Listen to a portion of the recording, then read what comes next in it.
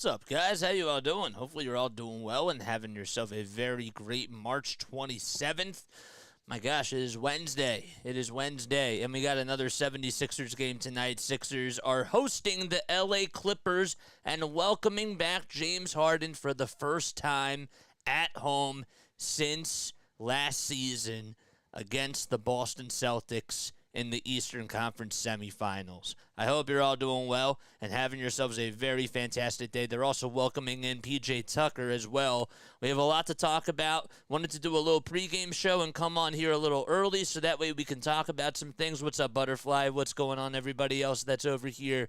I posted the link above, so you can say hi. I think that it's There it is. You just got to click on that link and then just go support my boy Jeevan Newts because he's been there through the thick and thin for us. So there we go.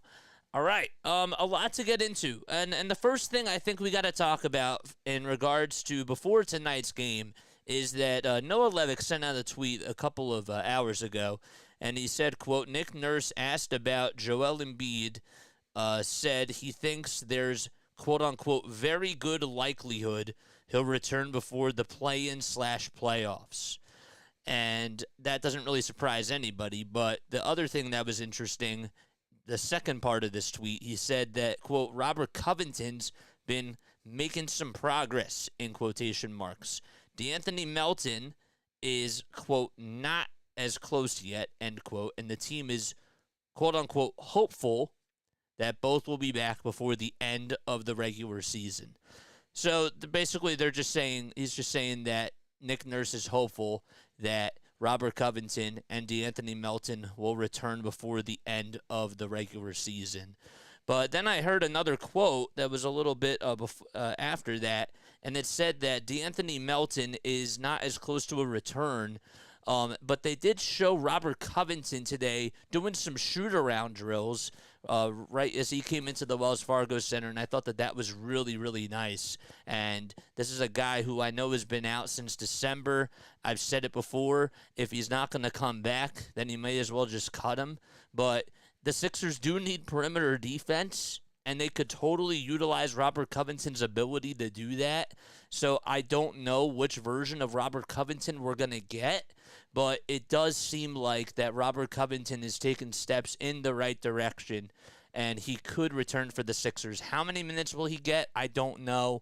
I have no idea how they're going to differentiate his minutes along with KJ Martin at times, and how they're going to try to utilize everybody from a defensive lineup perspective. But KJ Martin, as of right now, looks like he's your best perimeter defender. Okay, you lost Jaden Springer. Robert Covington was doing a good job beforehand, and I think that if you're able to get Robert Covington back and he's able to provide really good defense and he can also hit threes, by all means, I would have him in the lineup. I would have him coming off the bench, but it's just a very big what if. But the whole point is that he has taken steps in the right direction with that knee problem that he was having, and it looks like he's going to be back before the end of the regular season, and he was doing some shoot-around drills today. John Clark also tweeted out that James Harden came, and he when talking to him, when talking to somebody else that works in the media for the Clippers, he said, quote, I don't know and I don't care. We have bigger problems than me worried about Philadelphia. The question was, are you going to be okay if how are you going to react if the fans boo you tonight? And his response was, I don't know and I don't care. So that's what he had to say in regards to that. And this is a game where, you beat this team on Sunday afternoon. You want to try to not give them any sort of life. I understand that they shut the lights out in the first quarter of that game against the Clippers, and they were, unstoppable from three. At one point, they were, 9 for 13 from downtown, and I don't know if that is going to continue into this game. However, there is something to be said about playing at your own home arena and having your role players step up on your own court. And I think that is something that the Sixers do have going for them tonight. And if they were able to do it on the road, why can't you do it again? This team is competing and still looking to try to get into the playoffs. and stay out of the play-in tournament. So they're about a game and a half behind the Indiana Pacers, and you need to win these games. And with the schedule coming up the way that it is, you beat the Cavaliers twice. You play them again on Friday, and the 2 times you won were without Joel Embiid. You're playing against the Toronto Raptors on Sunday. I think that the Sixers should go on a 3-game winning streak. I really do. I actually believe that they can really do a good job of just making their shots, and these teams that are in front of them that they have to play, they don't scare me. So I think that the schedule's now starting to lighten up. You were coming off of a really hard West Coast road trip. You had a back-to-back against the Sacramento Kings, and that was a trap game, in my opinion, but no excuse for this week. You need to try to get those wins, as many as possible, because let's be honest, there's 10 games left in this season, guys. 10 games left. 9 after tonight. So I want to avoid the play-in tournament. I don't know about you, but that's how I feel about that. There's James Harden. Last time that he faced the Sixers, he really struggled shooting-wise from the field, but he did have a double-double, was able to rack up a lot of assists, but it was just not enough as the Sixers were able to beat them on Sunday afternoon, and they beat them by a lot of points. The Pacers would then play against the Clippers. It would be on Monday, so it was a back-to-back, and the Pacers ended up beating the Clippers 133-116. So the Clippers could have helped the Sixers out there. That would have been nice, but they weren't able to do so because the Pacers are in front of the Sixers and the Heat, and it just would have been nice for the Sixers because they need to catch up to those Indiana Pacers. All right, cool. Had to drop in to hit the like button. There we go. Nice. What's up, Will? What's going on, everybody? How you all doing? Thanks so much for being here. What are your final score predictions, guys? I want to hear from you. Comment down below. And I want to hear from the people. We got 13 people on here. Hit that thumbs up button. Hit that subscribe button as you come in. Would really appreciate that. And, yeah, enjoy the game because there's a lot to get into in regards to this game for the Sixers. We mentioned that P.J. Tucker is also back tonight in Philadelphia. I want to get your thoughts about this down below. Do you think that P.J. Tucker deserves to get booed along with James Harden? Because my thoughts are a little bit. I don't think that booing James Harden is really the right thing to do because A, you're giving him a little bit of motivation, and B, I mean, like if it's just like a little boo, like I think that's fine.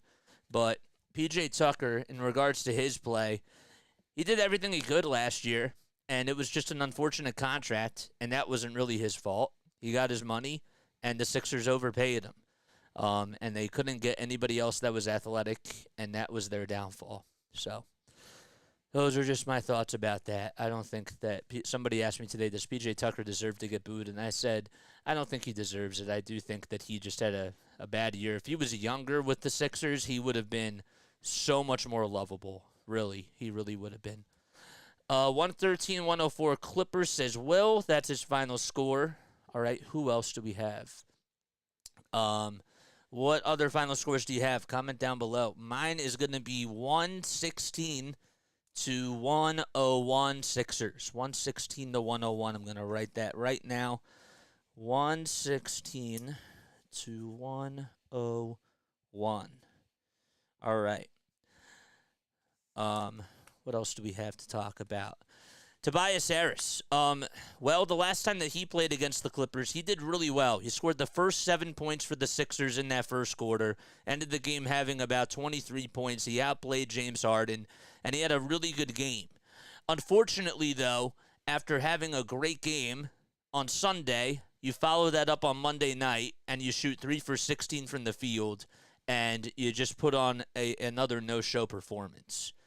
I don't know what version of Tobias Harris we're going to get tonight, but I think that there's something to be said about playing the Clippers again, and it would be so nice if he could just go off, if he could give you about 20 points tonight and maybe 8 rebounds or so. Even if he gave you 17 points, I'd be happy with that. It just depends on when it comes, but he needs to be aggressive. He needs to be in the attack mode, And the other thing is that he needs to not feel afraid out there to go for the rebounds. Zubac, as great as Zubac is, the Sixers did a good job at out-rebounding him specifically in the last game. So if we could see more aggressive and more angry Tobias Harris, I think that would be really nice. I don't know if you guys still have this stuck in your head, but that wide-open dunk that he missed in the last game, that is still live in my memory, and he needs to shake it off, and he needs to just go out there tonight and ball. That's all he has to do. But what do you think Tobias needs to do tonight? I'm going to say that he needs to rebound the ball really well. He needs to shoot the ball really well, too. When he's not doing too much, when he's not moving the basketball as much and taking, like, 10 steps, if he's not dribbling the ball and, like, going to the rim on a lot of moves, then he's fine. You need to have him go off in spurts. And you can't have him do too much as far as creating his own shot, that type of a thing. If he has his like little turnaround jumper, that's totally fine. If you find him underneath the basket down low or in the dunker spot, that's totally fine too. But he cannot be doing too much out there. He can't be your playmaker. He can't be your primary ball handler. At some points, the Sixers have really gone to him. And it has been a little bit frustrating because that's like one of the weaknesses in the offense at times. What else do you guys have to say? I was wondering how the fans would react to Harden. Yeah, I don't know. I did not watch any sort of videos to see how they reacted when they introduced him and all that type of stuff. Have not seen that, but yes. What else? Did I fast forward this? This is fast forward all the way, I believe. Well, usually these things, they never start on time. You would usually think that by now that game would just be starting, but they're still with the pregame set and all that sort of stuff. I don't know if there's a little ceremony going on tonight or if they're having some introductions or if they played like a video or something in regards to P.J. Tucker and James Harden coming back. I don't know. But, yes, those are my thoughts. Kawhi left my Spurs, and I have forgave him. Yeah, and guess what? You know, he won a championship with the Toronto Raptors, and that's another storyline right there. Nick Nurse going up against Kawhi Leonard, and Kyle Lowry going up against Kawhi Leonard. There's another interesting matchup for the Sixers right there, and just another interesting storyline. But in regards to just the San Antonio Spurs, I remember when all that stuff happened, and it was really tough because the Spurs were doing so well. And even at that time that Kawhi got hurt with the whole Zaza Pachulia injury, the Spurs had a chance to actually win that series. And they were up by 26 points before he went down. And as soon as he went down, Golden State came back, and that was their rally. And from that point on, with all due respect to LaMarcus Aldridge and to some of the other guys that were on that team, it would have been really tough for them to come back and win that series. But Kawhi this season averaging about 23.8 points per game. He's also averaged about 34.2 minutes per game as well. And this is another game for him where he really needs to be sharp if you're the Clippers, and you need him to really shoot the ball well. He did have 26 points in the loss to the Indiana Pacers, and he did shoot about 50% from three. But just this month, he's shooting 31% from downtown. Now, he is starting to get a little bit more hot from three, even though he was 1 for 6 versus the Sixers on Sunday afternoon. But he started off the whole month of March, the first 5 games, he was shooting literally less than 25% from three. But he's starting to kind of heat up again. And if you're the Clippers, you're going to need them to score a lot of points because these are must-win games for them. I'm going to take a look at the Western Conference standings really quickly for those of you that are out there that are interested in knowing. We talk about how the Sixers are currently in the 8th seed, and they're 4-6 over their last 10 games, and they're tied with Miami. But look at the Clippers. You go from the 4th seed all the way down to the 10th seed. I mean, it is just so close. The Clippers are 8 games above the Houston Rockets, and the Rockets are knocking on the door for the 10th seed. So they're knocking on the door to try to get into the play-in tournament, and they're not done just yet. So The Clippers, they're 6.5 games out of first place, but at the same time, if they lose the next couple of games, they could be looking at the play-in tournament. New Orleans is right behind them for the 5th, and then Dallas. New Orleans is just half a game behind the Clippers, and then Dallas is 1.5 games behind the Clippers. And then you look at the Kings and the Suns, they're like 2.5 games back. So, and the Clippers have a really tough schedule. They're playing against the Magic tomorrow night, and the Magic have been doing really well this season. So that's a back-to-back. It's a traveling back-to-back for them. Actually, sorry, they play the Magic on Friday. But then they play Charlotte on Sunday, and then they head to Sacramento, head to Denver, right? Come home versus Utah, and then play against the Cleveland Cavaliers. And then they play 2 games against the Phoenix Suns. That's not an easy stretch. That's a very tough schedule for them, and they could easily go 1-6 over their next 7 games, which is really interesting when you just think about that from that type of perspective. We got 10 people on here watching. Make sure you guys like and subscribe. Turn on the notification bell icons, and that way you know when I go live. So the lineups are set for tonight. As we're about ready to get started, let's refresh this page. There we go. All right. Nice.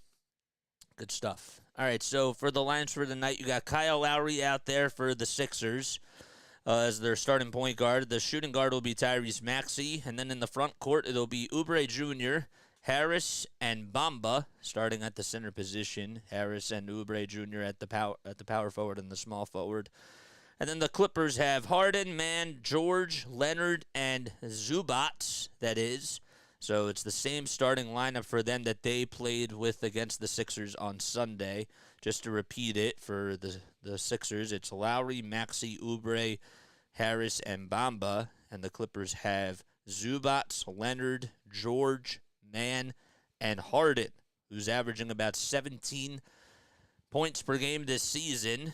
A guy that led the league in assists last year with the Sixers, and he's been still passing the ball at a very high rate this season, has been able to get a lot of double-doubles, but unfortunately for him, he was not able to help beat the Sixers the last time that they played against them. There's Tobias Maxey and the Sixers in their home uniforms with the dark blue on the front and the white numbers and the white letters on both the front and the back. Clippers are in their away uniforms with the white outside lining, the red numbers, and the blue letters on both the front and the back. Lowry hands it off to Oubre as the Sixers do win the tip-off. It was between Bamba and Zubac. Oubre will kick it out to Kyle Lowry on the near wing, who steps into a 3 and connects the dots. The Sixers, that's now 3 out of their last 4 games where they started off the ball game hitting a 3. So we're 30 seconds into this game, and the Sixers have a 3-zip lead. Leonard at the foul line being guarded by Tobias Harris. Let's see who wins this matchup. Leonard with a turnaround J. Can't get the friendly bounce, and Bamba comes up with the rebound and actually hit the back of the rim and then tried to dance in. Maxey catches, lets it fly. It's a little long, and Leonard doesn't even have to jump for it, but he comes up with his first rebound of the day. George down low, taking on Lowry, who was 5 inches smaller than him. Turnaround J, off the mark, and Oubre corrals the rebound. Sixers going from left to right. Oubre almost lost his dribble. Turnaround J, over George, got it to go. Just in between the baseline and the foul line. From about 7 feet or so away from the basket. A 5-0 start for Philadelphia. You like that Kelly Oubre Jr.'s back out there for the Sixers. He did suffer from an injury the last time he played against the Clippers and was not available against the Sacramento Kings. Zubac on a little pick and roll, and he's able to put up the baby hook and connect with the left hand. 5-2 now is the score. We're a minute and a half underway. Oubre at the point, dribble handoff to Maxey over on the far side. Maxey back to Harris, catches, shoots, and he tried to hit the 3. Didn't even go for his own offensive rebound, and Harden got it. He just shied away. It was like we was watching an ESPN highlight and just backed away and wasn't even aggressive. Harden goes for a 3, and he can't hit that one. He was 0 for 5 from downtown in the last game against the Sixers on Sunday afternoon. Harris takes it over to the foul line. He'll try to dribble inside, and he gets called for, actually, there's a foul called on Zubac, and to be honest with you, I don't know how Harris did not get called for a travel there because he picked up his pivot foot and he took about 4 steps. But he'll go to the line nonetheless to shoot a pair of free throws. Sixers again lead it by a score of 5-2. Harris is at the line right now. And Tobias Harris, a guy that averaged 17 points per game when he was in a Clippers uniform, is able to make the first foul shot as that one goes in. So that makes it 6-2. Harris has been an interesting player for the Sixers over the last 5 years or so. He started off really strongly when he came to the Sixers when they had Jimmy Butler, and that was just in the first 3 games. And they decided to stick with Tobias Harris at the end of the offseason and pay him a 5-year, $180 million contract. So Harris can't make the second foul shot, and the rebound goes to the Clippers. Here's a three-pointer on the other way by Kawhi Leonard, and it's rebounded by Tyrese Maxey. Lowry over on the far side. Oubre tries to catch, and he pulls up, and Paul George is able to swipe it away. Comes up with the steal. Outlet pass to Harden, and Harden stepped out of bounds. He was on the far corner, and he could not catch it in bounds. There's the first turnover by him today. Sixers on the other end. Sloppy basketball as they turn the ball over. Maxey could not get it, as it was actually Maxey who actually had the ball. He tried to pass it, and it just went into no man's land and went out of bounds towards the Sixers baseline. Harden in Clippers territory. Leonard goes down low, and he lost the ball, and that's another turnover for the Clippers. It's been turnover city in Philadelphia. Lots of sloppy basketball, lots of Butterfingers. Didn't even have my Butterfingers today. Had a couple of Kit Kat bars, and they were so good. 7-2 Sixers, 9 minutes left to go in the first quarter. Harris gets it over at the logo. He had to keep his feet above the logo so that he couldn't get an 8-second violation. Harris will drive it in towards the lane. Underhanded scoop is up and in. A 9-2 run by Philadelphia to start off the ball game. And Zubac will take it down low for the LA Clippers. Let's see what happens here. Man catches, lets it fly, and drains the three from the near corner on the left side. Clippers were going from right to left, and Terrence Mann, who has been really strong for them this season, the Sixers tried to get him during the offseason, and the Clippers did not want to give him away. Oubre answering back with a 2, and he got the layup to fall. Just some crafty moves by Kelly Oubre Jr., who got the left-handed finger roll finish to go over at the baseline. Kawhi will take a foul line jumper in the face of Harris, and Leonard, who shot 1 for 6 from 3 in his last game, he took a 2 there and could not get it. Maxey goes up with a little shot on the other side, and he could not make that shot either. Just a tough angle for him, but he should have probably made that. He just mistimed it a little bit. George, foul line, step back jumper, and Bamba corrals the miss again. Lowry working down low out in transition. He'll kick it out to Harris. Harris back to Lowry on the near wing. He'll drive it in towards the baseline. They swing the ball around. Harris wide open for 3. Got it!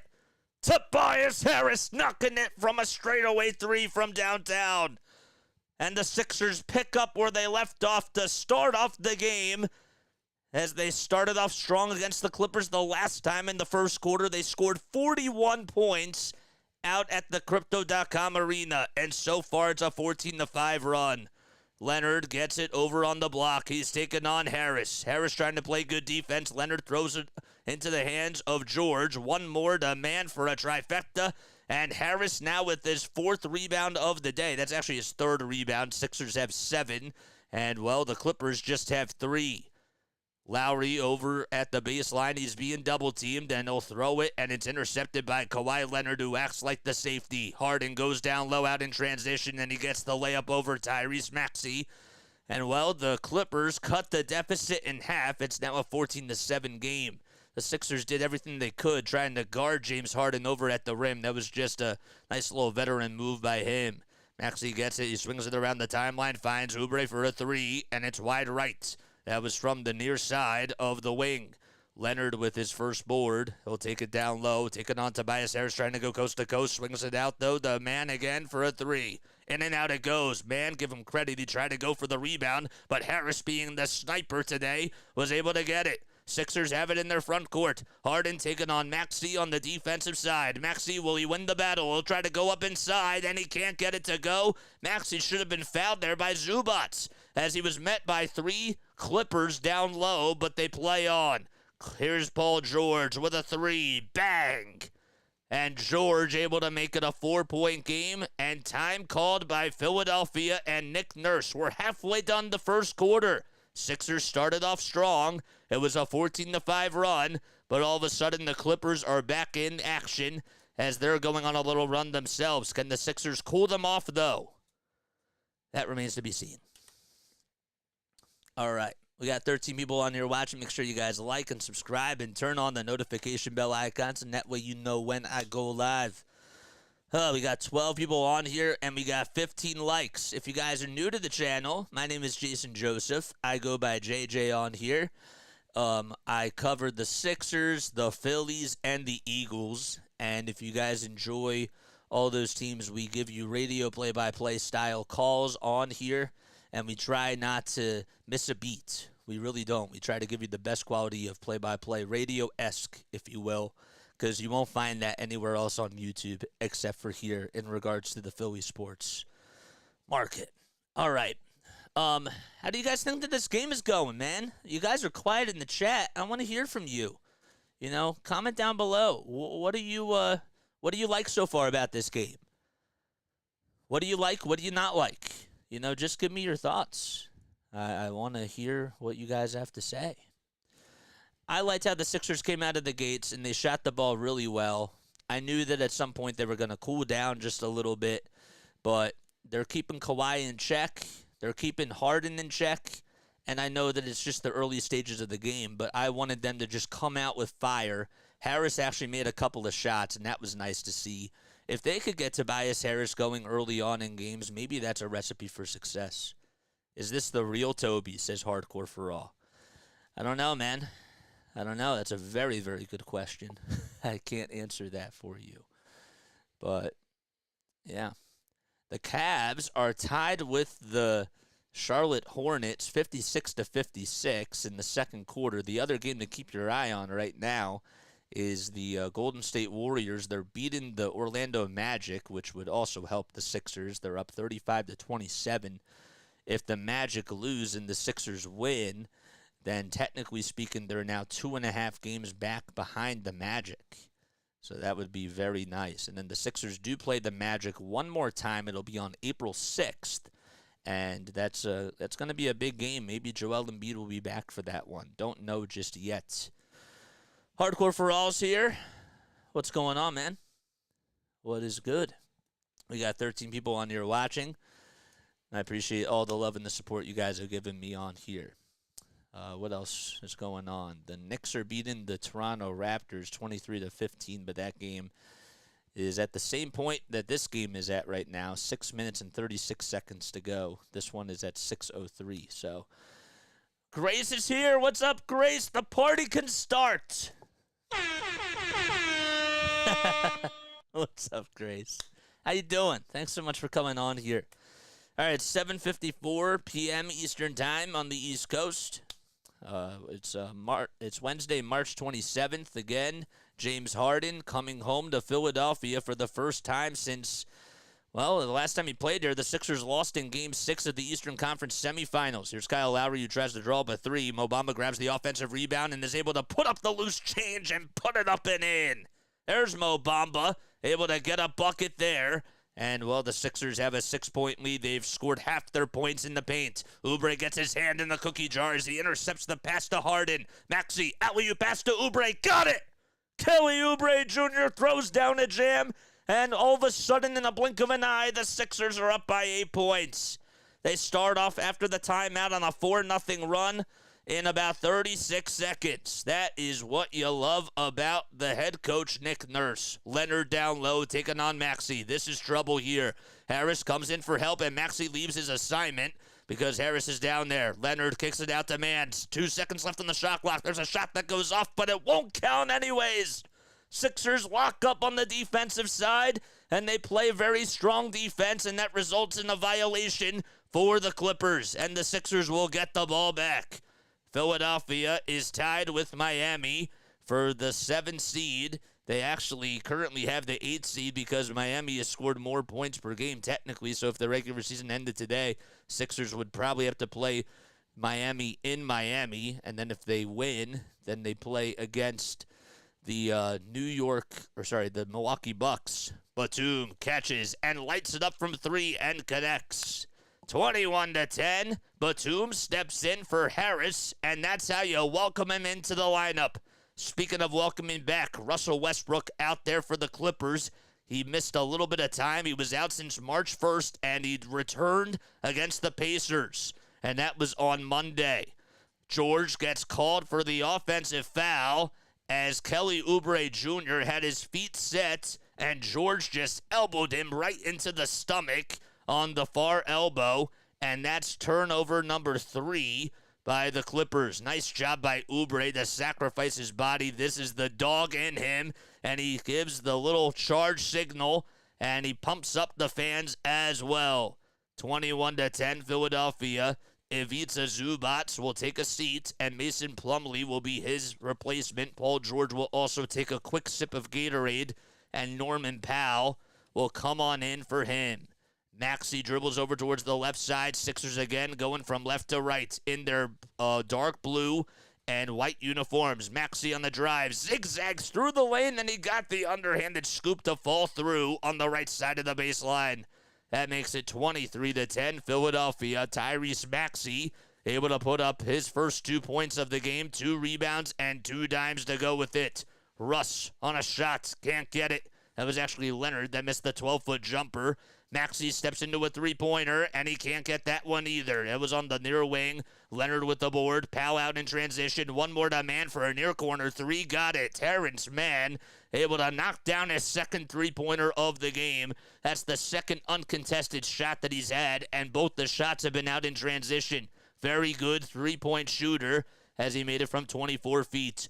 23-13. Maxey at the foul line. A little give and go to Reed. Reed goes up with a shot, and he's fouled by Mason Plumlee. And he'll earn his stripes at the line for 2 free throws. So 3 minutes and 21 seconds remaining in the first quarter. Again, in case you are just tuning in, the Sixers are up by 10 points, and they're taking on the Clippers for the second time in 3 days. They won on Sunday afternoon, and were able to beat them 121-107. And the first foul shot is good by Paul Reed. So Buddy Hield, who has been really struggling for the Sixers, is coming in there for Philadelphia. He'll be replacing Kyle Lowry. Hield has averaged about 9.5 points per game over his last 10 games and has shot 31% from 3, which is very low for his shooting standards. Guy that averages about 43% from deep. And the second foul shot is missed by Reed, so he goes 1 for 2 from the line. Plumlee got the defensive rebound. Kawhi Leonard out in transition. Goes down low towards the far side, and the ball got knocked out of bounds. It'll still be Clippers ball, though. They'll say that Kelly Oubre Jr. touched it last. So the Clippers will inbound it. It'll be Russ who does so. Mann again will get the inbound, and here's Russell Westbrook stepping in between the circles. Westbrook spinning, going up with a shot. Reed thought he got a piece of it, but he gets the little layup to go. Russell Westbrook, that is. It was a high arcing shot that actually hit the back of the rim and just danced all over and somehow, some way got in. Reed will try to find Maxey as Hield tries to fight through a screen. Reed would just take it himself, and now we'll bounce it back out to Maxey at the logo.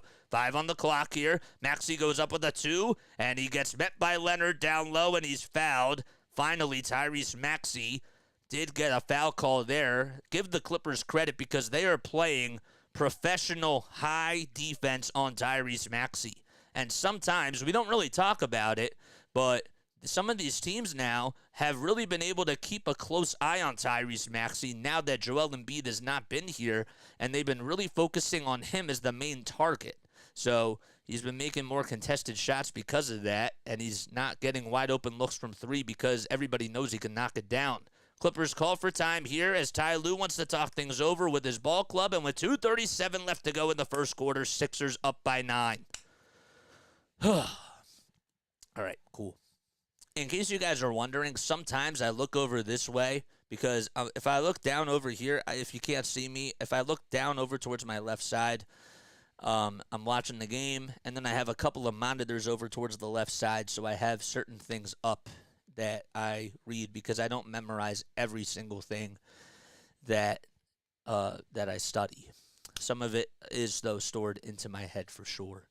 Exactly. Tyrese is definitely getting the double team. Yeah, I think it's important that we mention that because sometimes you look at the box score and you say to yourself, well, why is Tyrese really struggling from three? And then you really think about it, and it's like, well, if you're just looking at the box score, then you're not watching the full game. If you've noticed from possession by possession that even when Joel was playing, there would be times where they actually tried to start double-teaming Tyrese Maxey, but Joel was just too much to handle, and that's why Maxey was a very good second option. Even though he's still young, I'm not saying that he can never be a reliable first option, because I think that he can develop into that. It's just that it makes life so much easier for everybody when Joel is down low and he's drawing up the double and the triple teams, and the matrix is coming right at him, and Maxey's left wide open, and he's going to make threes. But now there's not as much gravity down low, and you have to pay more attention to Maxey because you can if you're an opponent. So that's just him trying to develop, and just try to be stronger from this. And Nick Nurse, I think, has done a really good job at training him how to get better at not only passing out of the double teams, but if he's not having the best night, he needs to be in attack mode, and I've noticed that he's done that. What's up, Mike Green? How you doing? Hello, Butterfly. This team confuses me so much, says James. Well, this is why we do the 82 games, my guy, because you never know what you're going to get on the court every single night. What's up, Mike? How you doing, man? Thanks so much for coming on here. Hardcore for All says, I feel like since they sat Toby, he is being a little more aggressive since coming back. Well, in the last game, he really struggled, and he wasn't being aggressive against the Sacramento Kings, but that's just from what I saw. But anyhow, well, there's D'Anthony Melton out there. He was stretching out the back during pregame, and he was doing some leg kicks as well, so that's actually a good sign. He was also doing some drills out there as well, not shooting-wise, but we know that he's had a lot of back problems, and if the Sixers can try to get him back, they say that there's a chance that he could come back before the end of the regular season, and that Robert Covington is working really well too. Maybe that's a good thing for the Sixers. Don't know yet, though. Maxey will be at the line to shoot a pair of foul shots, and as he makes the first one, Amir Coffey will come on in for Terrence Mann. That's what he'll do. There's Robert Covington, who made a half-court shot earlier today, so that was nice. Boy, he wants to try to get back out there in the action, and he's now second on the all-time Sixers three-point shooting list, and he said that when he got traded here that he wanted to come back and break that record.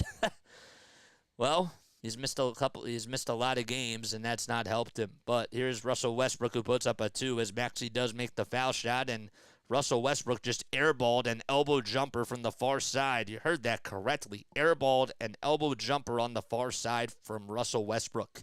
Batum gets it down low. The former Clipper will pass the hot potato to Tobias Harris. Harris, foul line, runner, no. And Plumlee comes up with the rebound as he boxes out Nico Batum. Westbrook going downhill like a locomotive. Harris stripped it, though, as Kawhi could not get the 2. Here's a 2-point shot that's up, and that is I don't think that went in.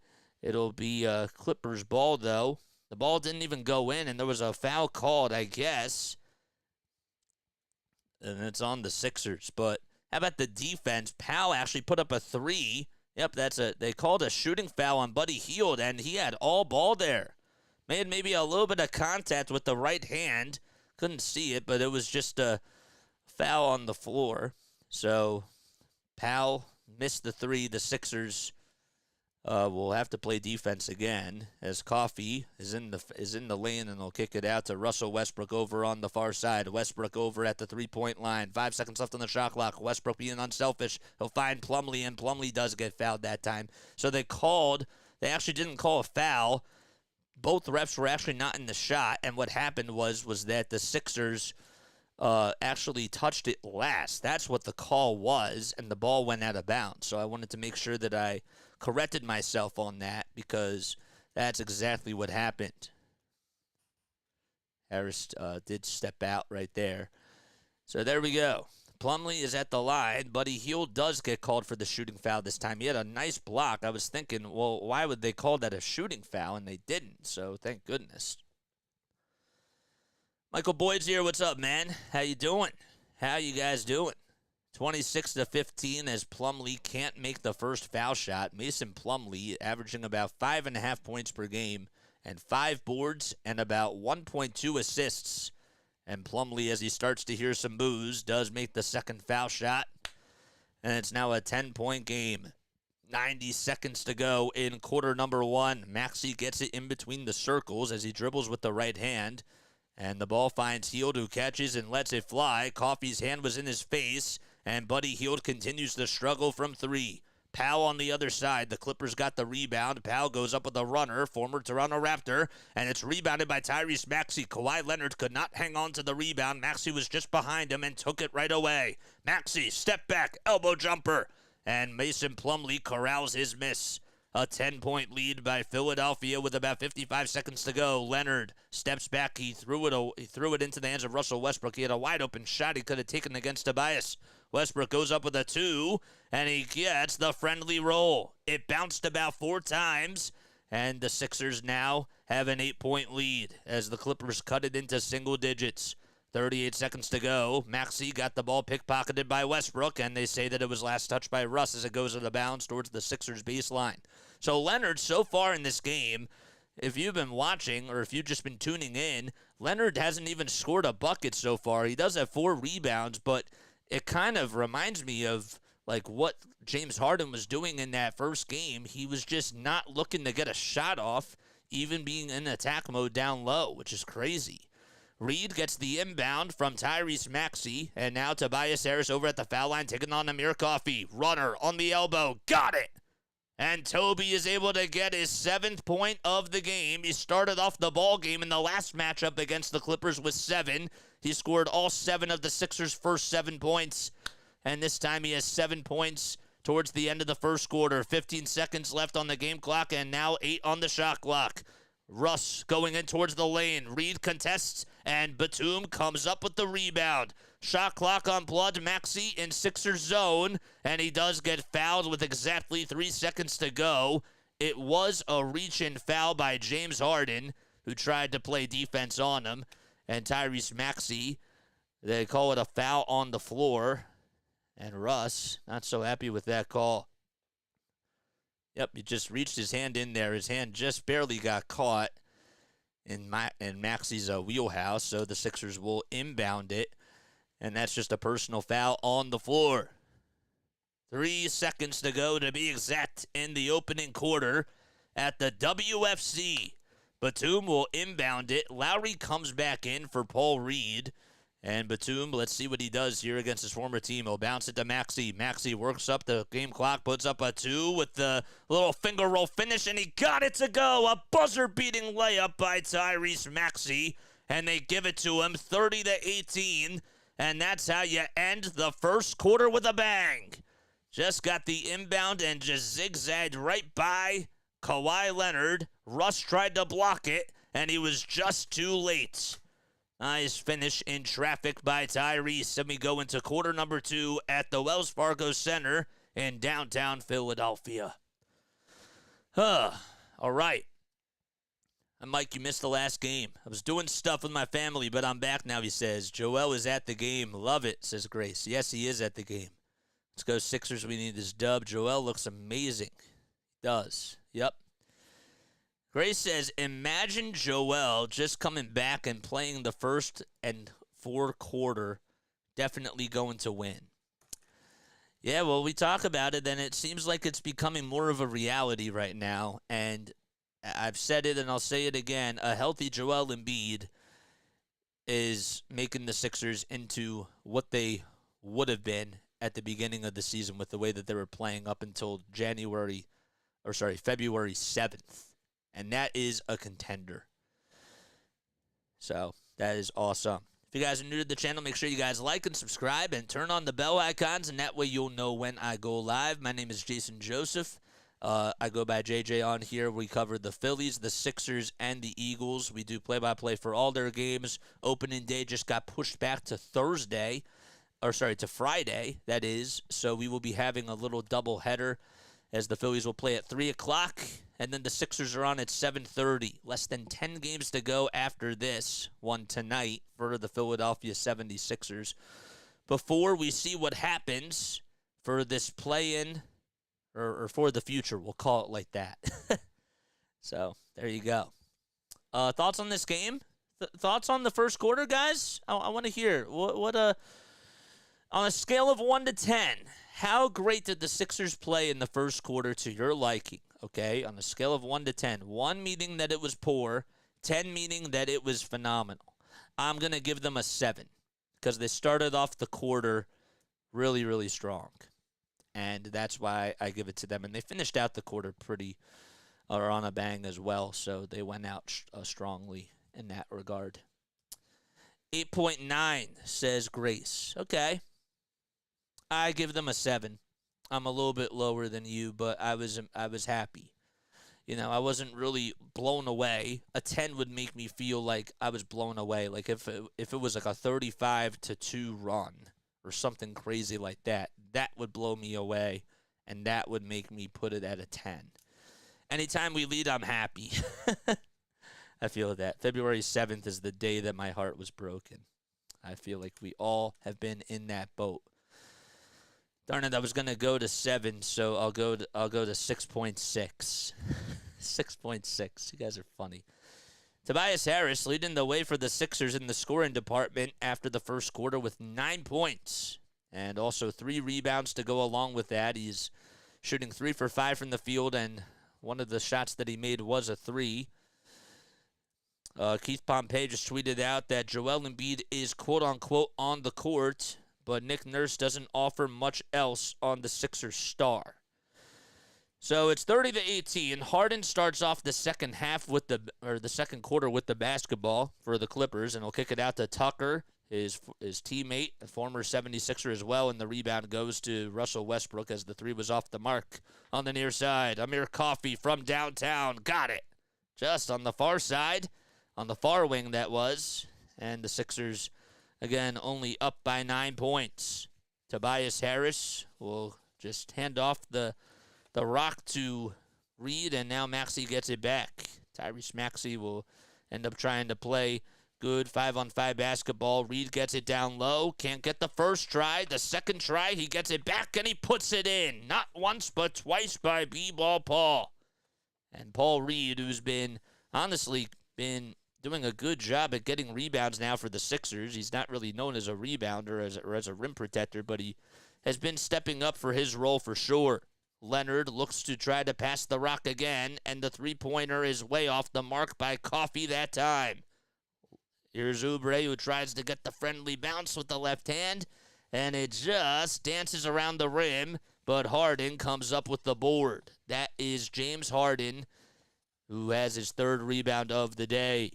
Harden on the far wing, taking on Buddy Hield, and he'll pass it to Russ on the near wing. 5 on the shot clock. Russ trying to take on Maxey, and Maxey blocks it and intercepts it. Oh, what a play by Maxey. He met Russell Westbrook at the rim and got the block. Maxey gets it down low. Kick out to Oubre for a wide-open 3. Oh, he couldn't get it. Reed gets the rebound over on the far side. Hield catches, puts it up. It's blocked. Reed comes back up with it. Great anticipation, and the left-handed scoop by B-Ball Paul. All because of Tyrese Maxey's defense on the freight train himself, Russell Westbrook. Oh, man, who says that Tyrese Maxey can't play good defense? He almost got the steal off of Harden's pass there. Coffey on the near side. Kicks it out to Westbrook for a wide-open 3 on the near corner, and it's a brick. Oubre with the board. Maxey out in transition. Lets it fly over Harden. Oh, it's just a little short again. Buddy Hield fights for the rebound, though. Steals it from Powell, and he gets the 2 to go. All of a sudden, the Sixers up by 15 points. And Buddy Hield making an impact on the board side of things. That's awesome. And again, Tyrese Maxey leading the Sixers on a 6-0 run thanks to that stuff at the rim on Russell Westbrook.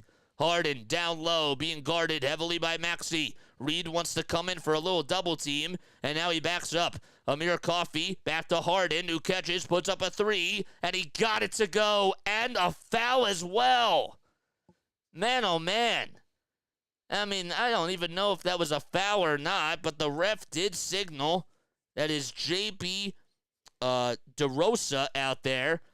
He signaled that that was a foul, and Maxey and the Sixers, I think that they should challenge this because Maxey didn't even jump, and he barely just hit his knee. Didn't even move, really. Harden just went into his way, and the Sixers, I think, are going to challenge this. And rightfully so with 9:06 left to go in the second quarter. That's crazy. Yeah, he didn't even, move. He really didn't move. Harden is the one that kicked his foot out, and this should be a very quick review. So if that's the case, if the call is overturned, it'll be Sixers ball, and it should be a turnover, as they should not count the three by James Harden. So as of now, they rule it as a three-pointer, and that's just his first three this year against the Sixers. Not too much on the closeout there by Maxey, just standing his ground. He really didn't even jump. He really did not even jump at all, just made some slight contact, and that was just literally just patting his right knee. So you definitely can hear the boos. James Harden is getting some here at the Wells Fargo Center. So they do indeed call a shooting foul, and replay supports the call, and I would love an explanation on that. So it was not a challenge per se by the Sixers. It was just a review. They can review those things. They can review if it is a shooting foul in the act of a three-pointer, but campaign will come in for Tyrese Maxey. I mean, again, was Maxey trying to close out on him? Yes, he was. But did he jump into him? No. Did he really make a lot of hard contact? Not at all. He literally just touched him right on the left knee. Harden can't make the 4-point play anyways, as he misses the foul shot, and it goes into the hands of Buddy Hield. Buddy Hield today, 2 boards and 2 points. Oubre will take it over towards the foul line, step back Jay, and he's fouled by P.J. Tucker. Nice job by Oubre to initiate the contact, and Tucker made contact with his right hand, and he'll stay put at the charity stripe. Sixers up by 12. The Clippers have scored 2 dozen. The Sixers have scored 3 dozen, and they lead it by, you guessed it, 12. 8:52 left to go in the second quarter. I said it before, and I'll say it again. This is why people do not like the NBA refs these days, or do not like the NBA these days. Well, it's just not conclusive, and they're not always straightforward. And that's the thing that's just a little annoying about it, is that sometimes you can even question what is a technical foul. Not even just what is a technical foul, but what is a foul, period, at times. But I guess that's how it goes for all sports, too, because in baseball, sometimes we question what technically is a catch. 38-24 as Oubre knocks down both foul shots. Powell will dribble it down low, swings it around to Paul George inside. George goes up with a 2, and it's swatted away by Paul Reed. And it goes out of bounds again. The Sixers, that's their 3rd block of the day. And that time it was Paul George that got blocked by Paul Reed as he came from behind him. How about I don't know if you guys remember the last time that they played against the Clippers on Sunday. Kelly Oubre Jr. had a nice little chase down block on him as he tried to go to the rim. This was sort of a little similar to that type of sequence.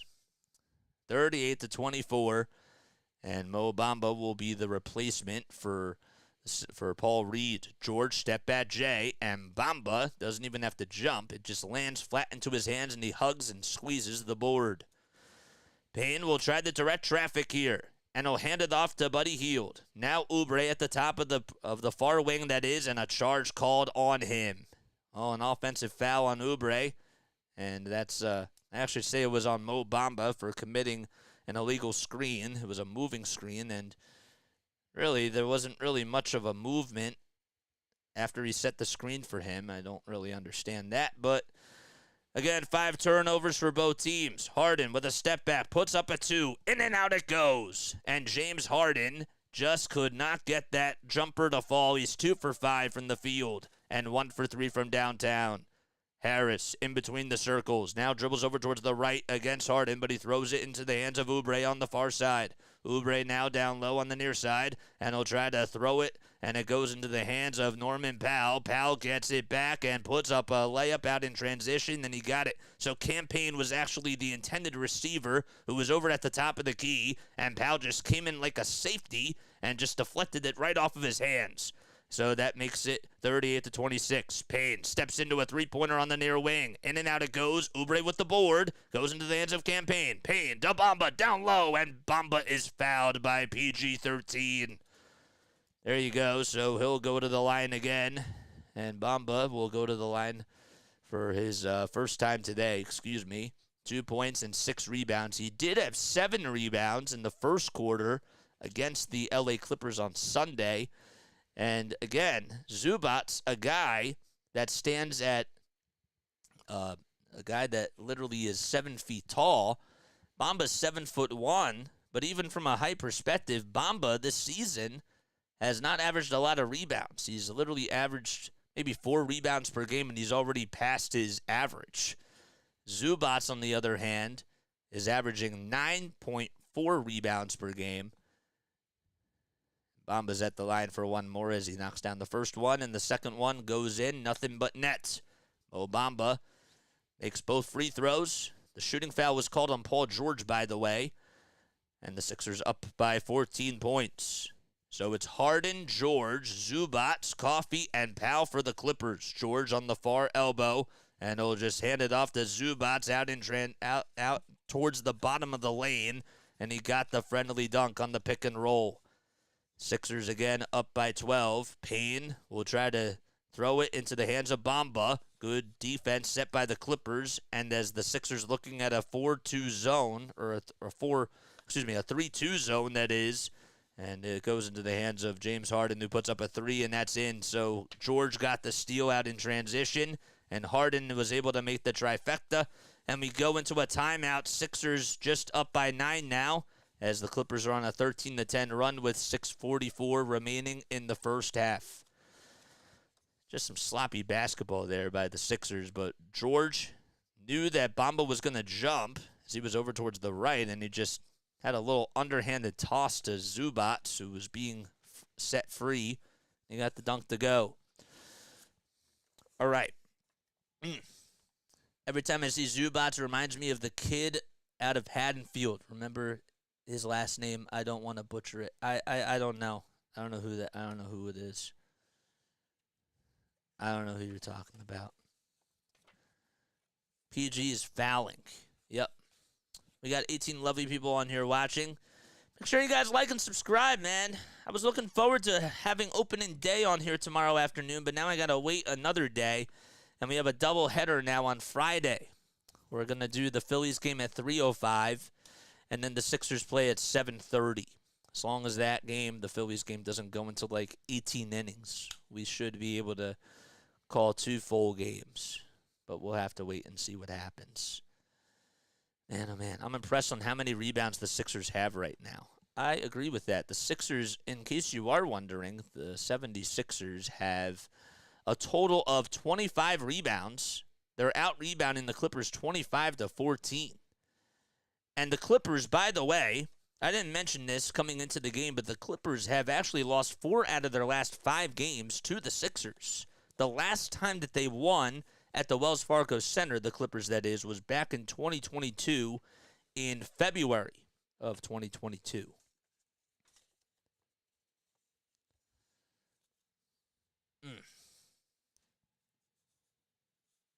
You might be too young to remember. Yep. Yeah. I don't know who it was. No idea. We need 6 more subs in order for us to get to 1,820. What are y'all waiting for, man? Take a tablespoon of honey. What is it? Grace say take a tablespoon of honey before both games. Helps the throat.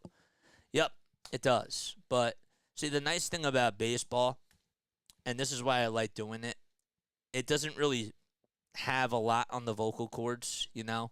There's not as much yelling in basketball and in hockey. It's a roller coaster of emotions. Konechny trying to go down the lane, goes up with a shot, and it's no good. But, like, you know, you have to constantly just keep talking, right? And there's going to be highs and lows. In baseball, there's a lot of break in between the action. So while, yes, I'm talking for 3 hours, it really doesn't do as much, in my opinion, on the vocal cords, unless it's like a high-scoring game. But I do appreciate the advice. I really do. I appreciate you looking out for me because I actually will have a little bit of honey and some tea before I call the second game. Hopefully I have enough time to make it, but maybe I probably should make it beforehand and then just heat it up. But yes. All right, so Philadelphia up by 9. It's 40-31. Maxey with 6 points, 5 rebounds, 2 assists, and 2 blocks to start off the game. Harris leading the way with 9 for Philadelphia, and 8 points have been scored by Harden. He leads the way for the Clippers. Payne goes down low for a 2, and Bamba backs him up, and he throws it down. Mo Bamba again, able to provide a little flush there, and the Sixers go back into the double-digit figures. 42-31, 12 second chance points now for the Sixers, that is. George almost got the ball not loose as he's being guarded by Lowry. Screen gets set by Zubac. Here's George going down the lane to Zubac again. And we have a whistle called. It'll be against Mo Bamba. How about this? The Sixers, okay, I said before that the Clippers haven't won in Philly since January of 2022. Wanted to also mention that Harden himself has averaged 28 points, 7.5 assists, and 7 rebounds against the Sixers in 24 games. But he has lost 4 out of his last 5 playing against them. 42-31. Harden all the way to it was a Zubac down low, or Terrence Mann, that is, and Mann was able to get the layup. Sorry, the screen froze for a quick second. That makes it 42-33. 5 minutes and 45 seconds to go in the opening half. Oubre will try to take it down low as he's spinning and rolling. Goes up with a fadeaway jumper. Good contest by James Harden. And Paul George, that is, corrals the miss again. George with a lob pass down low to Kawhi Leonard in the paint. Leonard is double-teamed. He throws it, a little lob pass to Mann. Mann steps into a shot in the lane and connects with the right hand. It's been a little bit, the Clippers are starting to kind of creep their way back in. It's a 7-point lead now for Philadelphia. They had a bigger lead. It's 42-35. Sixers were up by as many as 15 points. Oubre goes up with a 2, and he can't get it, but he goes up with the follow-up, and he's fouled as well. Count the bucket and 1. Terrence Mann gets called for the foul, and Oubre's going to go to the line for 1 more. Again, you love what he does. He tried to make some fancy moves there as he was driving it towards the lane, and then midair just switched hands. He had the right hand, and then he just switched it on over to the left, and he tried to scoop it in on the left side of the lane. But that's just a shooting foul by Mann, and Oubre will go to the line for 1 more. 10, 5, and 2 for Kelly Oubre. That's 5 rebounds and 2 assists. And now make it 11 points for Kelly, as he's picking up where he left off on Sunday. Did not play against the Sacramento Kings on Monday night, and he's back out there for the Sixers. The Clippers, they started 2 for 9 in this quarter from the field, and they're 5 for 5 since. George goes up with a little sledgehammer, and there's the first miss since then. Batum all the way to Maxey. Nice play by Lowry to get the rebound on the other side. Oubre will take it from the far corner, and he finds Batum on the near corner for a 3, and George is able to utilize his fingertips and haul in the board. Leonard down low with a kick out to Mann on the near side at the 3-point line. Leonard for a 3 on the near wing this time, and the follow-up is good again by Terrence Mann, and that's now an 8-point lead as Mann able to do some damage for the Clippers again. Bamba will hand it off this time to Oubre, and Mann got caught sleeping on his assignment as he tripped really quickly, and Bamba can't get the little layup to go. It was just a little soft touch. Harden down low, goes in towards transition, and he gets the bucket to go, and he's fouled as well. So now James Harden starting to steam up here at the Wells Fargo Center, as he now has 10 points in this game, 4 assists and 3 rebounds. And just to put it in perspective, the last time that he played against the Sixers, which was on Sunday, he actually only had 12 points. Just a nice little crafty move by Harden, who still has a pretty long beard in the white and blue uniform. And he gives the Clippers 40 points. Actually has scored a total amount of 10, but the Clippers now do have 40 points. Oh, boy. Sixers only up by 5 now. Maxey, Bamba, Lowry, Oubre, and Batum in for Philadelphia. Lowry gets it in between the circles, 5 on the clock. He'll dribble over towards the right side. Bamba thought he was fouled, but instead it's intercepted by Paul George. And George is able to throw it, and Batum tried to deflect it. It goes out of bounds. So actually, Mo Bamba is grabbing onto his knee. He tried to set a little screen it was just to try to get Kyle Lowry a little bit more space. Lowry dribbled around it, and Zubac just was able to knock it loose and come up with a little steal there. Harden actually got the steal, but it was poked loose by Zubac. So Bamba still out there, 6 points, 8 boards, and 1 rebound, and now we'll take a seat for Paul Reed. 3:25 remaining in the first half. Not the same quarter that the Sixers started off with in the first. It's a 22-15 run. Harden with a triple, and Batum pokes it into the hands of Tyrese Maxey, and he's so good at just poking the ball from a rebounding perspective. That is a skill for him. Maxey does get fouled by Paul George as he reaches in. Sixers were on the right side, and George gets called for the reach-in foul there. The Philadelphia 76ers, they have, I was just going to mention that they've played really well against them again, like over the last 4 to 5 games or so. But overall, the Sixers have won, have won the all-time head-to-head record against them. 45-40 with 3:05 left to go in the second quarter. Zubac is intercepting the bad pass by Nico Batum. And, well, that's the 8th turnover now by Philadelphia. Harden, kick out to Zubac. One more for a 3 by Man. No. Leonard with the offensive board. And he'll find Powell on the near wing at the 3-point line. Powell to the elbow. Finds Leonard again for 3. And Kawhi Leonard is now 0 for 3 from downtown and continues to struggle from 3-point range. Harris down low on the block, taking on Terrence Mann. Wants to now kick it out to Maxey with 10 on the clock. That's the shot clock that is. Step back, 3-pointer in the face of Leonard. Oh, it's money! It was nothing but net for Tyrese Maxey as he got it over the claw. 48-40. Leonard trying to answer back with a reverse layup. Good contest by Lowry, his former teammate. Maxey with the board. Tyrese Maxey trying to provide a little spark for the Sixers after that 3. Turnaround jumper again. A 5-0 run by Tyrese Maxey. And immediately a timeout called by Ty Lue. So the Sixers were starting to lose a little bit of life. It was 45-40. The Clippers were able to cut the deficit, which was a large lead at 16. And the Sixers have finally gotten some momentum on their side as Maxey has gone on a 5-0 run. Timeout with 2:03 left to go. What a game, says Butterfly. Been a little bit sloppy today. Don't know why.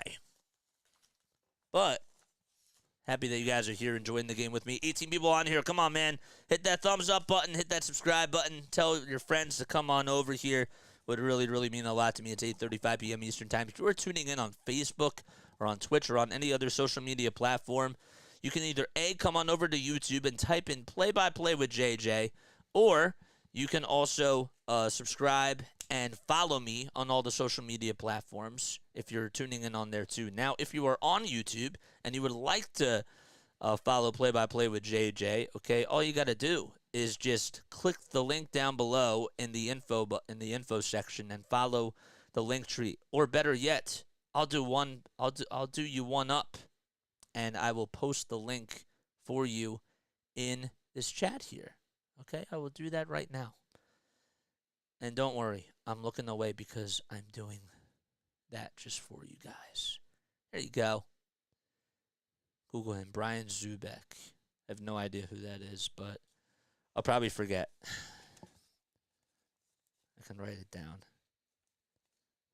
Brian Zubac. Okay.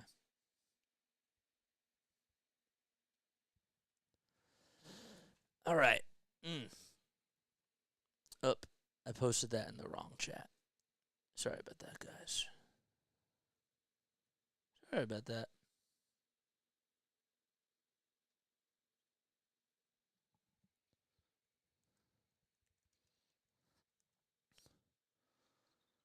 There we go. Cool stuff. Maxey's back in his bag, says Sixers Nation. Starts out 1 for 6, but just made 3 of his last 4.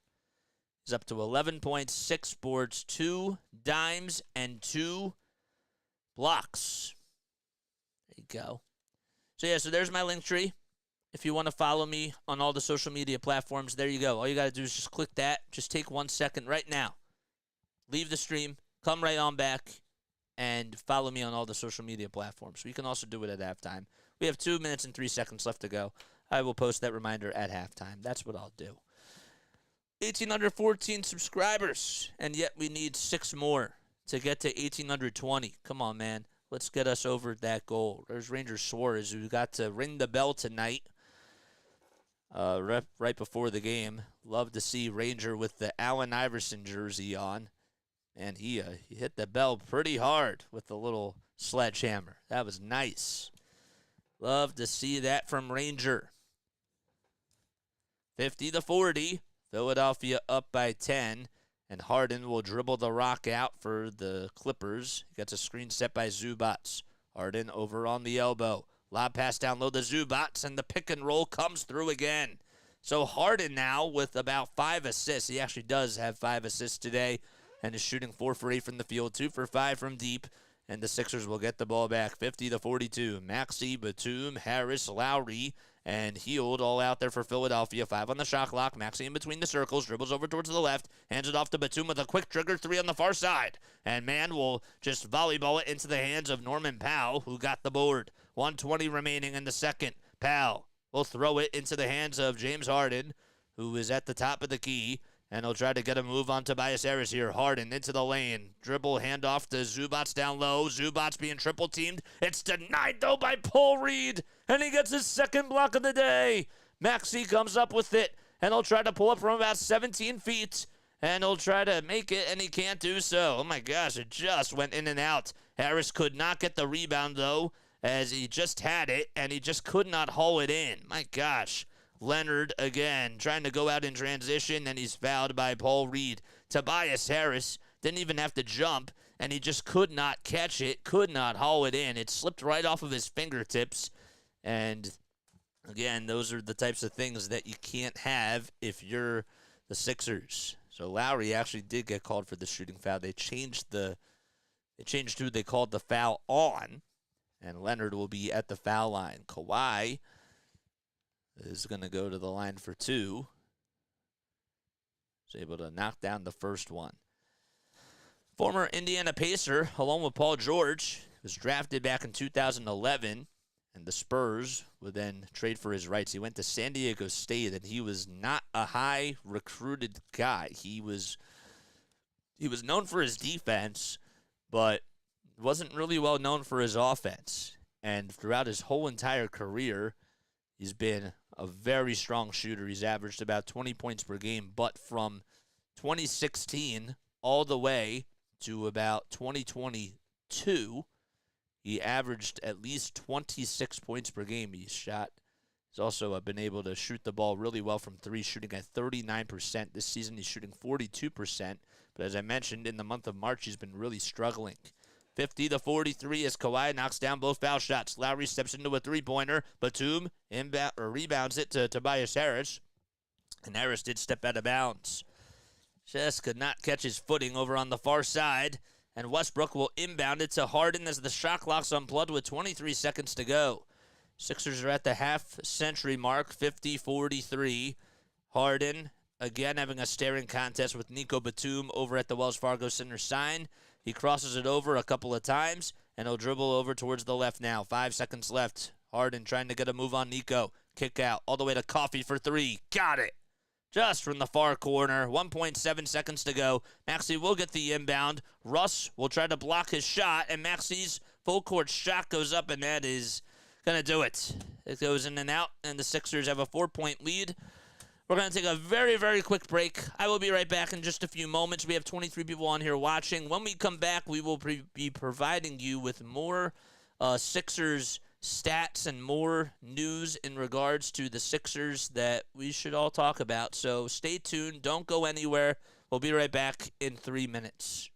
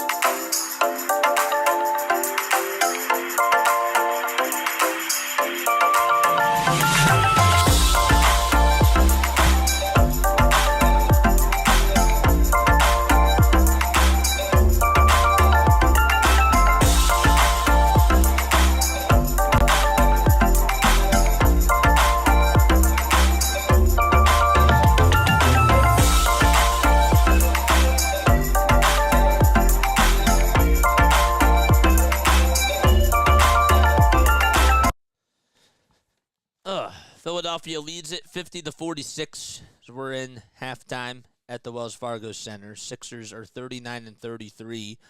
And after this game, they have 9 games left. That's it.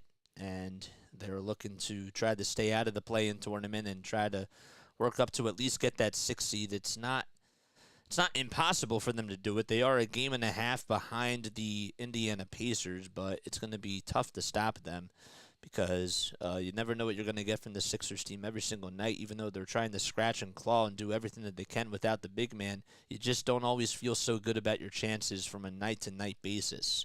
So it'll be interesting again to see what unfolds here for the Sixers. But the Pacers, as we take a look at our little scoreboard now, the Pacers are down by 7 against the Chicago Bulls. There's 9 minutes and 17 seconds left in the second quarter of that game.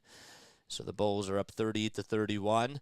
The Cavaliers, how about this? They're down 100-96 with 47 seconds to go in the third quarter. So there's still plenty of time left. But the Charlotte Hornets, that's who they're facing, well, if they're able to hold them off, maybe that'll be a good thing for the Sixers. I don't know. We'll have to wait and see what happens. It'll be. I think that the way that I want it to work out is I would love it if the Cavs actually did get the 2nd seed and the Milwaukee Bucks were able to slide down to the 3rd. If the Sixers somehow do have to play in this play-in tournament, so I don't know how I feel about that. But what say you guys in regards to that matchup? Do you think that the Cavaliers, would you rather have the Cavaliers slide down to the 3 or have them go to the 2 spot? They're actually not sliding down. They're at the 3 spot now. Would you rather have them go up or would you rather have them stay where they're at? Comment down below. What else do we have? We have the Orlando Magic, who are in 5th place right now. They're out in gold. They're actually at home versus Golden State with 2:34 left in the 3rd quarter, and the Warriors are up 65-58 in that matchup there with, again, 2:34 left in the 3rd quarter. Wanted to just take a look at some more team stats. Cole Anthony has 12 points, and Steph Curry, let's see how many points Curry has. Curious. Curry has 12. That's it. Curry has 12. Wiggins has 10. Thompson has 9. They've been pretty quiet, but they're getting a lot of points off their bench. Kevon Looney had a bucket. Everybody has scored off the bench. Crazy stuff. If you guys are new, make sure you guys like and subscribe. Yeah, so I wanted to ask you guys, okay, in regards to that first half there, what did you like and what did you not like? Okay, what did you like about the first half by the Sixers, and what did you not like? I'm starting to get tired of Tobias, man. I really am. In this game, though, Tobias has not been bad. Tobias has been okay in this game. Just never know what you're going to get, but in this game, he's been okay. I do wish that Oubre had some more points. Sorry, not Oubre, Lowry, I should mention. Lowry is 1 for 3 today from the field. I think Kyle Lowry, and no disrespect to him, because now he's 38 years old, but, you know, he started to go on a little bit of a hot streak, and over the last 3 games or so, he put up 5 points against the Suns, 5 against the Lakers, 3 against the Sacramento Kings, and tonight he just has 3 points. You know, he did have 16 against Miami and did well against his former team, but you're kind of in this older version of Kyle Lowry, you know, and you can't necessarily rely on him to make you a lot of points, but he's a good floor general. He's a good guy that can definitely be a good fit with Joel Embiid, and if you have he'll come off the bench with Embiid healthy, I think that that's a good thing, but I guess that the point of this whole soliloquy here is just that Kyle Lowry has sort of gone into, he started off strong with the Sixers. Again, he had a little bit of juice. He was playing against Charlotte. He had 15 points. We were saying, oh, Kyle Lowry needs to be in the starting lineup, and he had the hot hand. But it's starting to get a little bit cold now, and I'm hoping that during the playoffs, that if he is cold, that Nick Nurse won't ride with him just because he likes Kyle Lowry and he won a championship with him. You know, that is one of the fears that I do have, because that's what head coaches do. Whether you like it or not, head coaches have favorites, guys. So, got 15 people on here watching. Harden has 11 points. He's 4 for 8 from the field and also has 6 dimes in the first half. He has really done a good job with shooting the ball. I still see him being a little bit passive at times. Kawhi has been so passive in this game. Oh, my gosh. I didn't realize that it was that bad. He was not making shots. He was just off from 3. He's in a slump. And you don't usually see Kawhi in the slump, but he has. He's been in the slump lately, and the Sixers are doing everything they can to play defense on him, but it's really just been more about him not knocking down his shots, you know? That's been a tough thing for the Clippers. Let's take a look at some other scores around the NBA. The Charlotte Hornets are up 196 as the fourth quarter just got started. The Warriors are up 71-66 against the Orlando Magic with 48 seconds to go in the third quarter. Forgot to mention that the Hornets are beating the Cavaliers 196. 92-91 is the score out in Washington.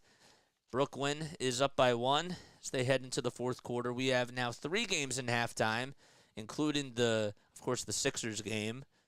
But also the Knicks have a 21-point lead against the Toronto Raptors. OG Anunoby out against his former team. at the Scotiabank Arena, doing a good job in that matchup. The Hawks have a 7-point lead against the Portland Trailblazers at halftime as well. It's 65-58 there. Knicks are up 80-59 out in Toronto.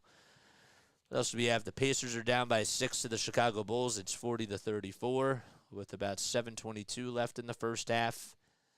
And the Houston Rockets are out in Oklahoma City.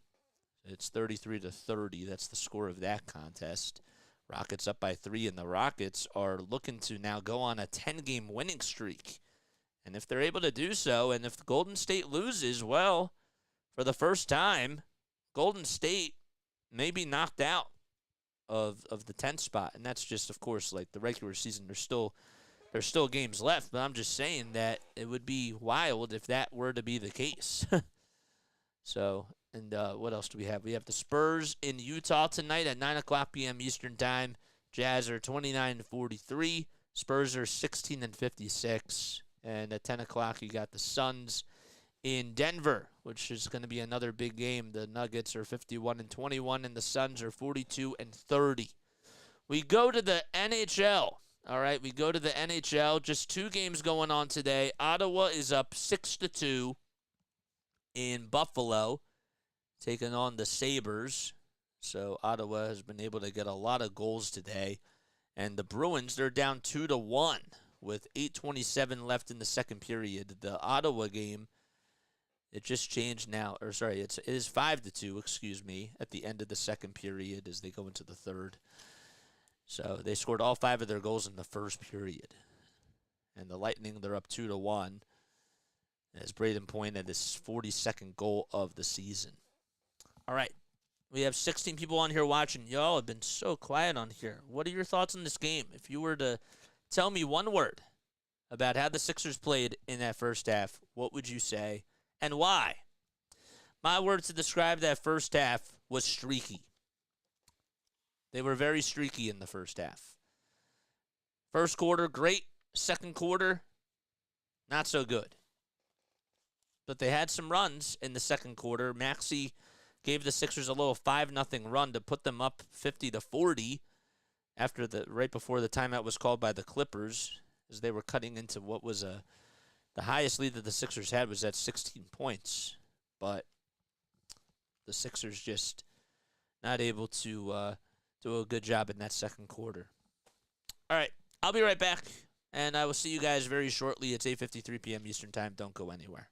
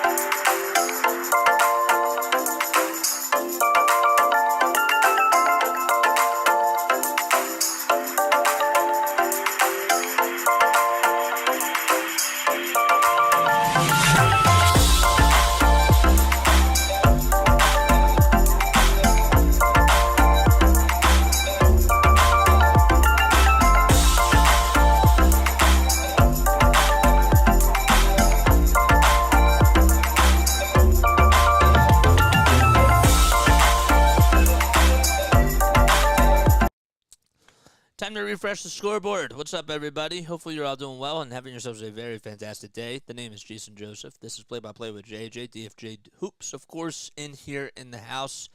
Love to see that. What's up, my brother? Drop your link down below so that way people can subscribe to your channel. I want more and more people to subscribe to you because you are an incredible content creator and you always give straight up facts about the Sixers every single time. You're one of my go-to guys.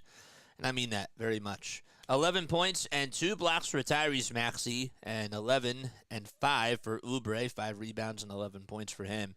So the Sixers have a season-high 20 rebounds in the second quarter. That's how many they had. And again, they did a good job in the rebounding department, but they're only up by 4 because they were starting to make some really, really bad turnovers. And you need to do a better job at cleaning up in that sort of department. But they also just made some really sloppy plays, and the Clippers actually were starting to make some more shots, which really, really helped them for sure. All right, what else do we have? All right, we're about ready to get back into the action. Terrence Mann will come in for Russell Westbrook. So it'll be George, Leonard, Zubac, Harden, and Mann for the Clippers. And the Sixers have Harris, Bamba, Lowry, Maxey, and Oubre. Sixers now going from right to left, but again, the Clippers have the ball to start things off as they're going from left to right because they lost the tip-off. George gets it on the far side, goes past the screen, and puts up a trifecta and knocks it down. There is the first three-pointer in this second half. George did have a 3, and he was 1 for 6 from the field, and well, that's his second 3 today. There you go. Lowry gets it over on the near side. A screen gets set by Bamba. Lowry puts up a 3 and answers back himself. Nice play by Kyle Lowry, and the Sixers get a little bit of some breathing room. That makes it 53-49, 26 feet for Kyle Lowry. And it's nice because I said before that he was really struggling for the Sixers over the last 4 games, and you want to see him do a better job. And speaking of doing a really good job, Terrence Mann able to throw down a sledgehammer in the face of Tyrese Maxey, and he'll go to the line for an and-one opportunity. Actually, no, he won't. The way that they were showing the camera angle there, it looked like that man was slowing up, but just got the sledgehammer to go. They weren't even moving the ball, but now the Sixers have it. Maxey gets it over in between the circles, and Mann will be his guard there. Maxey with behind the back bounce pass to Bamba for a near wing 3, and it's a little short. Harden comes up with the rebound. So it's 53-51. Sixers only up by 2. Kawhi has been ice cold in this game so far. He tries to pass it down low to Zubac. Zubac being guarded by Bombas, and Zubac does have his way that time. And he'll tie the game at 53 apiece. The Clippers have not led at all in this game, and with one more bucket, they'll be able to take their first lead of the ball game. Sixers trying to prevent that from happening, though. Lowry goes down the lane and unselfishly finds Oubre, and Oubre does get fouled in the act of shooting as he launched that one. And he'll try to go to the line for one more. Not a good start by Mo Bamba in this third quarter. Zubac just made it look so easy, just switching and picking up his pivot foot and slicing and dicing, leaning over to the left, leaning over towards the right. And it's not what you want, but the good news is that Oubre is at the charity stripe for Philadelphia, and he gives the Sixers the lead 54-53. This is his second trip at the line tonight, and Philadelphia is up by 1. The next time that the Clippers play actually will be on Friday versus Orlando. And you talk about Kawhi's shooting struggles tonight. Well, against Orlando at the beginning of the season, it was on Halloween. Kawhi actually had 8 points versus the Magic, and that was at the beginning of the season. He has scored the most points for the Clippers in 31 of their 65 games, and that's why we have to bring that up. He's been a very good player for them. George over on the near wing puts up a 3 and nails it. So Oubre did hit the second foul shot, and Paul George able to knock down the 3, and the Clippers have their first lead of the ball game, 56-55. Lowry gets it in between the circles, and he'll hand it off to Oubre on the near side. Oubre to Harris over towards the right. Harris on the far wing at the three-point line, and hands it off to Oubre again. Oubre with a couple of jab steps. 5 seconds left on the shot clock. Being guarded by Kawhi Leonard. Goes in towards the baseline. Layup is up. No. Bamba with the follow-through. Yes. Oh, it just twirled in, and just at the last second, it just went. It did go in. It was twirling out, though, and it just defied physics, 57-56. Philadelphia up by 1.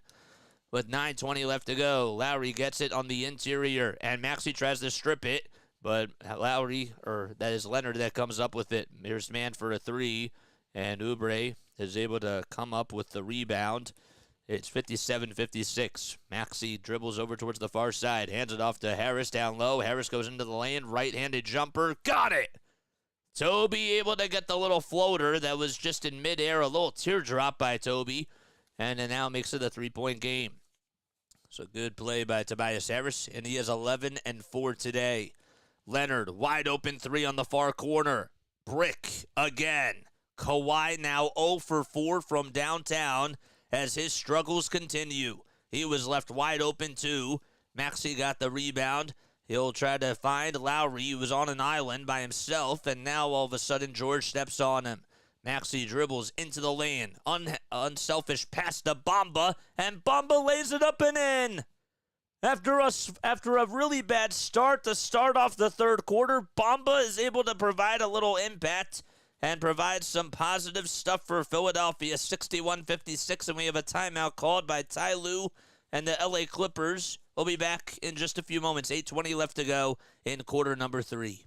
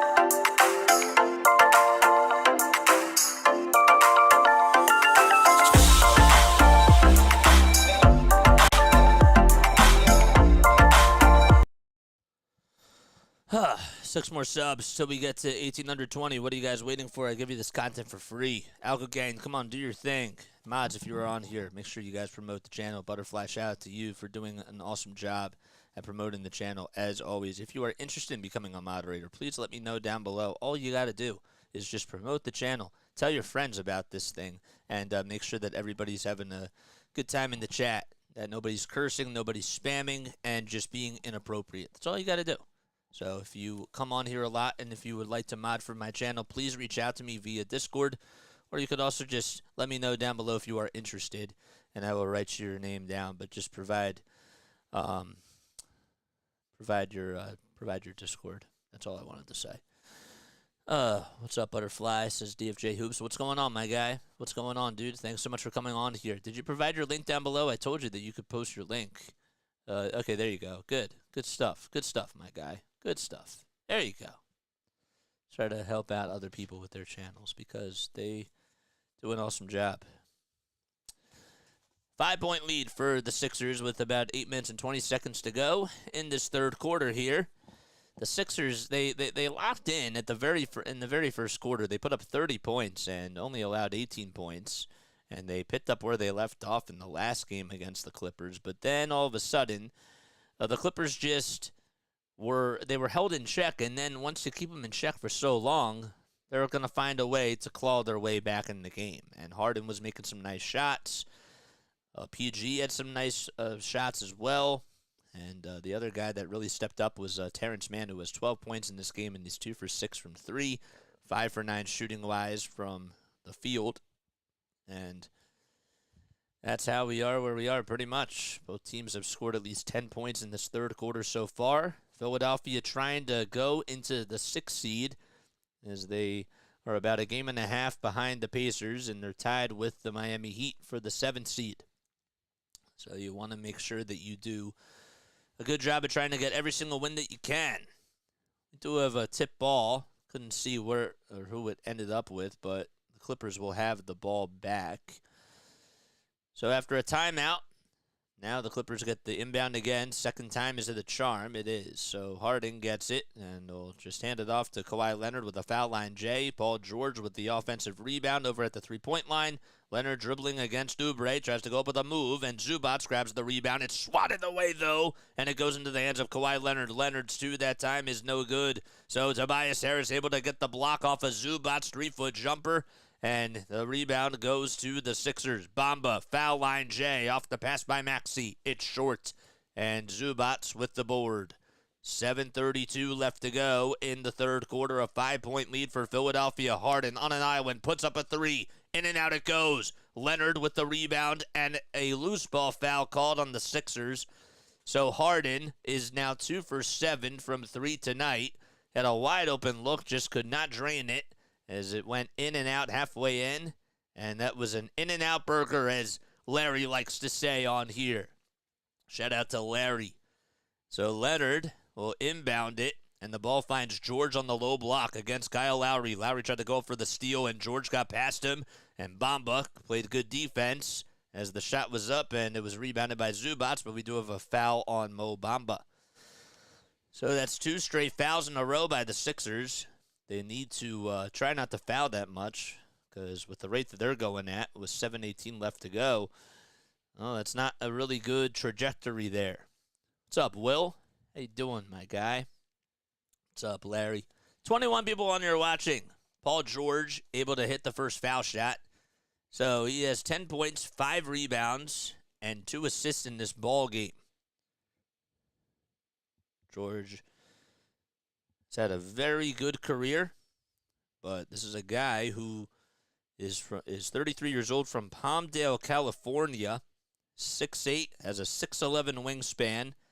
And the Sixers, of course, have had their conversations of trying to go for him in the offseason. 61-58 as he knocks both down. Here's Lowry, who gets it over on the near side. Alley-oop pass to Bamba, and Bamba, look out below for Bamba.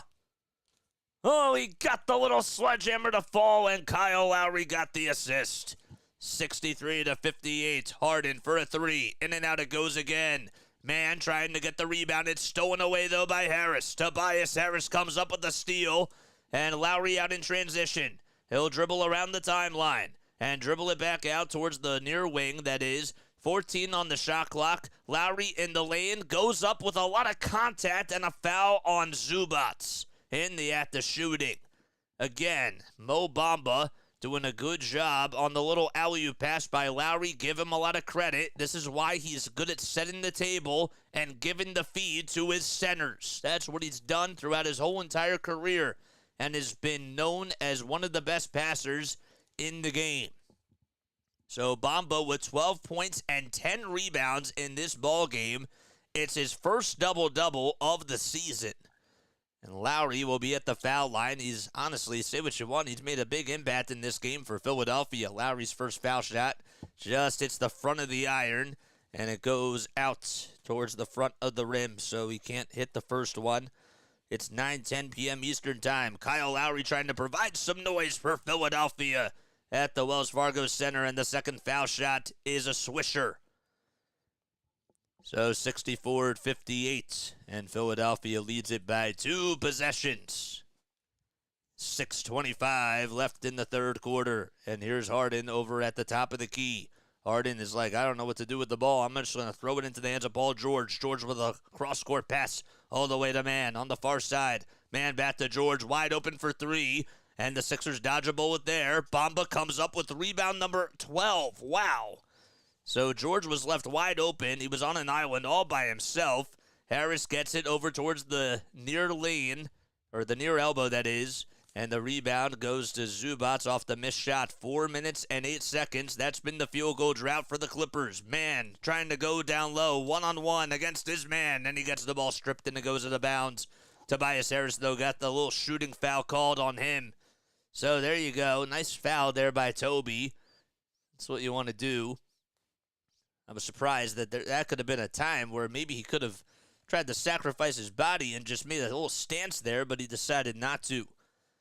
So again, Mo Bamba with his first double-double of the season, and it's now 64-59. So Bamba will take a seat, and Harris will also take a seat, and so will Lowry. So it's Hield, Batum, Paul Reed, Hield, and Oubre. It's actually Maxey, Oubre, Batum, Hield, and Reed for the Sixers. Sorry. And the second foul shot is good. Has there been any update on Kai Jones? No. No update on Kai Jones. What's up, JC Money? How you doing, my guy? Sixers up by 4 points. The Clippers are shooting 70% from the foul line. Sixers are doing a little bit better. Oubre goes up with a little runner, and it's just a little short. Zubac's got another rebound. That's his 4th board of the game. Harden out in transition, tries to go coast to coast, and he can't put an end to the Sixers run here. Maxey hands it off to Oubre down low, and Oubre thought he was fouled. There was a lot of contact down low. Whistles remain silent. That's Leonard out in transition who gets the easy layup to go. And again, the Sixers don't get a foul call there from the refs. Kelly Oubre Jr. was being literally handicapped by so many Clippers. There was a lot of contact and a lot of just physicality down low, but he did not get the call. Maxey, teardrop, inside, no good again. And it bounces out, and the Clippers could tie it with a 2 or take the lead with a triple. George this time going up against Batum. The ball gets swatted, though, by Reed and intercepted by Nico Batum. Hield on the drive, out in transition, left-handed finger roll finish, got it. Buddy Hield able to come off the bench and provide his first bucket of the ball game. That's 2 points for Buddy. 4:32 remaining in the third quarter. Leonard down low, no look pass to Harden for a near wing 3. Money for James Harden. My gosh, that's his third 3 today, and now James Harden trying to go off. He has 14 and 10, so another double-double for him. He has been on a double-double tear. Maxey dribbles over towards the right side. Sixers go from right to left. Teardrop again, deflected into the hands of Batum. Batum outside to Oubre, catches, fires for 3. Too strong again. That was on the near wing. And Leonard with the 10th rebound he has today, 5 and 10. Goes up with a 2 this time. It's blocked, though, by Oubre, and Oubre tried to throw it into the hands of Paul Reed, but it was a foul called on Kawhi Leonard as he was going out of bounds. Nice defense by Kelly Oubre Jr. It doesn't matter how healthy he is. He's going to give it 100% every single time, and he really, I mean, I feel like a broken record for saying this, but he's made such a huge difference for the Sixers this year. It's not even funny. Leonard with a little cross dribble over Oubre, and Leonard actually missed a bunny. I did not see that, but he did. And then Oubre played really good defense on him. 66-65. Sixers have the ball. Batum has to pass it to Buddy Hield.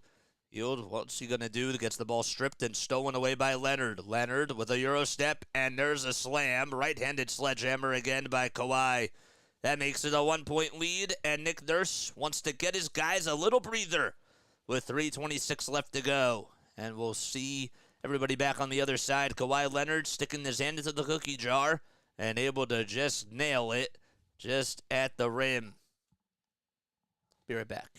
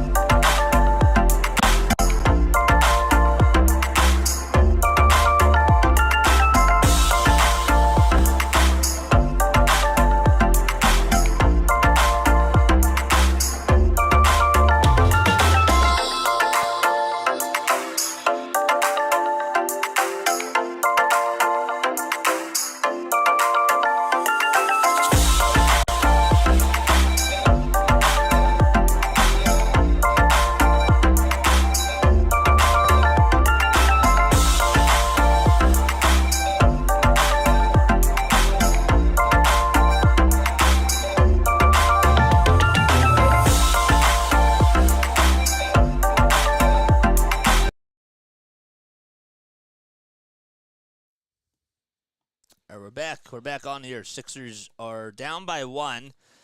So this is the second time that they have lost the lead in this third quarter.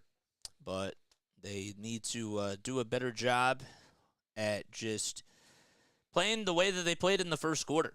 It sounds a little bit redundant, but they got to get rebounds. They need to also just be more assertive. I noticed that they're getting boxed out a little bit more, but also the Clippers have done a better job at making sure that Tyrese Maxey has not even gotten a lot of pieces of the rock, and they've made him more into a facilitator rather than a scorer, and he's been sort of thrown off with his shooting rhythm. So I kind of have to give Ty Lue a little bit of credit for just making sure that Kawhi and some of these other players that they have on the defensive perimeter are doing a good job at just rotating and making sure that Maxey, if he does get the ball, try to give him some really, really hard looks. But Bamba has been really good for the Sixers, a guy that has had his first career double-double in the Sixers uniform tonight, 14 and 12. And Oubre with 13 and 10. Actually, sorry, Bamba has 12 and 11. I was looking at somebody else's stats. I was looking at the 14 by Terrence Mann and the 10 by Kawhi Leonard. But anyhow, Sixers, they called a timeout, and we'll have to wait and see what happens out of this timeout. But I do want to ask you, what have you guys liked about this game? We have 18 people on here watching. I want to hear what you guys have to say. What have you liked? What have you not liked about this game? Maxey will come back in for the Sixers. James Harden will also sub in for Kawhi Leonard. So it's Zubac, Harden, Mann, Westbrook, and Powell for the Clippers. Maxey on the drive to the basket, scoops it up and in with the right hand. My gosh, you just thought that he was going to go with the left hand, and at the very last second, as he was underneath the basket, had a little finish that was just untouchable. Maxey, Oubre, Batum, Reed, and Hield playing defense now for Philadelphia as the Clippers go from left to right. Zubac does get fouled on the block by B-Ball Paul, and that is Paul Reed's first personal foul of the day. We tend to talk a lot about how he does get into foul trouble, and in the first half, he did a really good job at not really committing a lot of fouls. 5 points and 5 rebounds for Reed. Sixers centers doing a good job at outplaying the Clippers on the glass. They are down by 1. They are up by 1. Only 1, though. Harden gets the inbound. Here's Russell Westbrook over at the top of the key. He'll try to go into the lane, and a kick out to Mann, and there's the second shot clock violation on the day. Mann's 2 did not count, and there you go. Sixers will get the ball back. 68-67, second shot clock violation today. 9 turnovers for Philadelphia and 7 for the Clippers. There you go. 2.5 minutes left to go. Maxey steps back, lets it fly for 3. Well, it went out and then it just went back in. It rimmed around the rosy twice. And the first time it was not a charm, but the second time it went around the world, it went right in. 71-67. Harden again over at the foul line. Westbrook and Harden, former teammates, and reuniting in a Clippers uniform. They played with each other on the Rockets and on the Thunder. So there you go, a three-pointer by Terrence Mann is no good. Westbrook tries to go up with a 3. It didn't even hit the rim, and that's why he had to throw up a prayer, and Maxey is able to haul in the little exclamation point there. Maxey zigzagging his way towards the lane. Right-handed scoop is no good. No foul called again. Lots of physicality down low, and Harden grabs the miss there. Here's Norman Powell, who will try to find some daylight into the lane, and he gets the right-handed scoop to go. It's a 2-point game now, 71-69. Norman Powell able to provide a little punch. Harden gets assist number 11 of the day. Hield steps back for 3, straight away. Oh, man, a straightaway shooter. It's Buddy Hield. 74-69, a little line drive, 3-point how do you do by Buddy. And a 5-point lead for the Sixers again. Boy, you love to see Buddy Hield able to knock down threes. That's what the Sixers need, some sort of spark. Russell Westbrook inside the 3-point line, takes it to the foul line extended. Here's Zubac down low, and he converts on the 2, and he'll go to the line for 1 more, as they'll count the bucket and a foul. Zubac got fouled by Nico Batum. 55.2 seconds to go in the third quarter. Sixers up 74-71. And Zubac to be honest with you, there was just a little bit of some hesitation. They actually called the foul on Paul Reed, so they switched it up. And now Amir Coffey will come in for Terrence Mann. Zubac's foul shot, it goes down the drain, and it's a 2-point ball game with 55 2/10 of a second remaining. Maxey does not pick up the ball just yet as it goes towards the half-court logo, and he'll finally pick it up there. So clock now running for Philadelphia, 55 to go. Maxey draws up a double team. Here's Hield for three again, and Buddy Hield is able to knock it down. His second trifecta in a row. What a time for Nick Nurse to put in Buddy Hield. With the clock winding down with 40 seconds to go in the third. Harden on the near side finds Westbrook. Westbrook, Euro step, kick out to Powell. Powell at the elbow, dribbles towards the lane. One more to Coffey for a far corner three, and he nails it. Amir Coffey has been the silent sniper of the game. That's his third three today. He is now 3 for 6 from downtown. 3 for 4, that is, from downtown. About 5.5 seconds separating the shot clock from the game clock. 15 seconds to go. And here's Batum. Lots of dribble handoffs here. Maxey has it over on the far wing. Maxey to Hield. 3 seconds on the shot clock. Hield, layup, inside, through traffic, got it! Buddy Hield has scored the last 8 points for Philadelphia. 4 seconds to go. Harden with no hesitation. 1 second, step back, 3. It's up, and that's off the mark. And they won't count it. They wouldn't have counted the bucket anyways. But Buddy Hield, oh man, the Sixers were down. And Buddy Hield has scored the last 8 points for the Sixers as they go into the fourth quarter. He buried a couple of threes and was able to also make a nice little smooth layup to end the third quarter. There you go. Sixers go into quarter number 4, up by 4. Wish that closeout was a little bit better, but there you go. 25 people on here watching. Make sure you guys like and subscribe and turn on the bell icons, and that way you'll know when I go live. I love you all, and I appreciate you all so much for being here. No opening day tomorrow. It has gotten postponed until Friday, so we cover the Phillies, the Sixers, and the Eagles on here. If you guys are in love with that, if you guys like my radio play-by-play style, come on here for Phillies games. Come on here for more Sixers games. Come on here for Eagles games. We have a lot of fun on here, you know. So, Aiden Doherty did a really good job at explaining this right now. The Clippers changed from zone to man, and Buddy Hield got back-to-back actions, wide open from 3, and he got a layup to go. I think that that's actually a really good way to phrase it because I noticed that there was a lot of zone defense that they were playing on Tyrese Maxey and just on the perimeter a little bit more. And they were like, okay, if you get somebody down low, like a big man down there, you can have them shoot it. But the Sixers were not able to get any sort of wide open looks because the Clippers did a good job at rotating on their man. So that's what you call a zone defense there. All right, let's go to our trivia question of the day. I'm going to ask you a Sixers trivia question. If you get it right, you'll hear this. If you get it wrong, you'll hear this. All right, so let me know. Which center became the second in franchise history to block over 1,000 shots with the 76ers? All right. Which center for the 76ers became the second in franchise history to block over 1,000 shots? Not the first, the second. The second Sixers player in franchise history to block over 1,000 shots. Anybody know down below? Don't all come at me at once. Anybody? Wild guess. Moses Malone. Incorrect. 2 more guesses. Anybody? Never heard you do a Phil's game. Well, that's because you joined in like October. You joined in like November. So, yeah, you'll hear me do a Phillies game. It's a lot of fun, man. Again, all right. Which 76ers center became the second in franchise history to block over 1,000 shots? Anybody know? Bol? Mutombo? No. Bol? No. One more?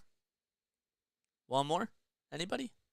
DFJ Hoops, Samuel Dallenbert. Oh, that is correct. I'm sorry. I got that.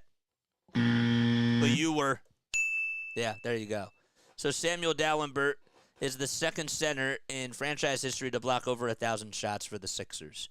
I'm sure that he Needed to think about that one just a little bit. But yes, Samuel Dallenberg, underrated center for the Sixers. Really underrated. Got to see him play with Spencer Hawes and the Sixers. That was early on when I first started watching basketball, Sixers basketball, that is. There you go. All right, can't wait, says Michael Boyd. Yep, me too. It'll be a lot of fun. We start off the fourth quarter. Sixers have the ball first as they go from right to left. Buddy Hield in between the circles. Hands it off to Tyrese Maxey over on the near side. Maxey now at the half-court logo. Steps over towards the foul line. Pulls back for two. And nails the foul line jumper. Tyrese Maxey trying to get things going in the fourth quarter. Maxey in this game has 16 points, 7 assists, and 6 rebounds to go along with that. Powell, Westbrook over on the near side. They're in the backcourt for the Clippers, and Russell Westbrook is not able to hit the two. Here's Maxey out in transition, is able to find Tobias Harris for three. Harris slipped, but he still made it. Oh my gosh. He was still able to make it, 84-75. He slipped over on the far corner. He thought he was fouled, and he still was able to swish it from outer space.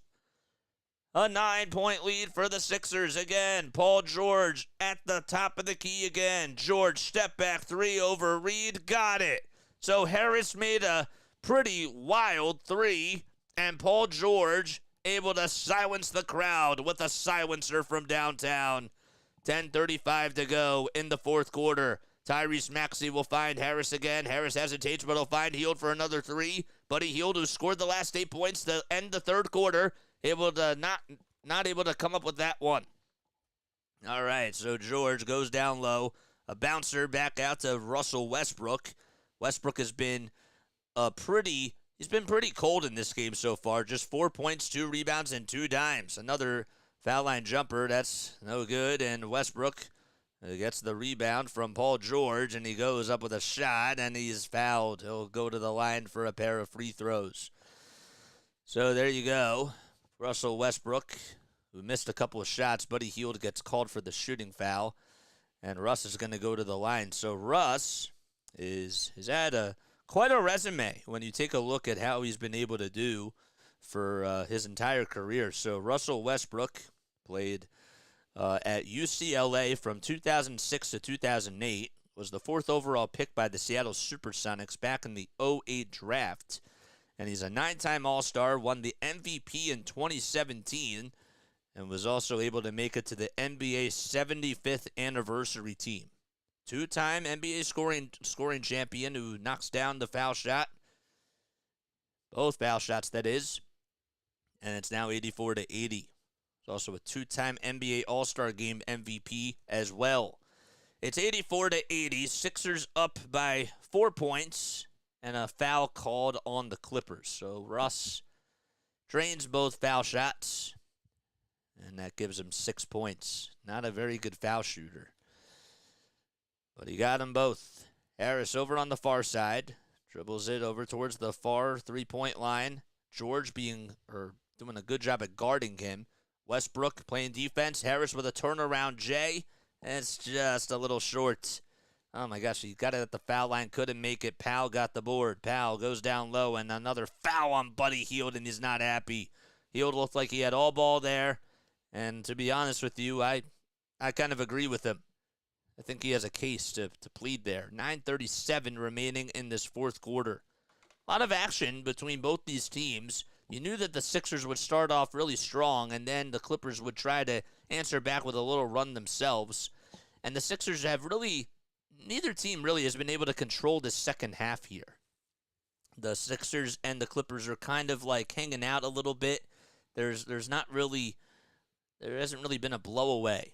So Powell misses the first foul shot. Brickin' for chicken. Oh, the fans are loving it. Let's see if he does it here. The second foul shot, no good. Oh, the fans are celebrating. 84-80 because both foul shots were missed. Brickin' for chicken, free chicken tenders for everybody from Chick-fil-A.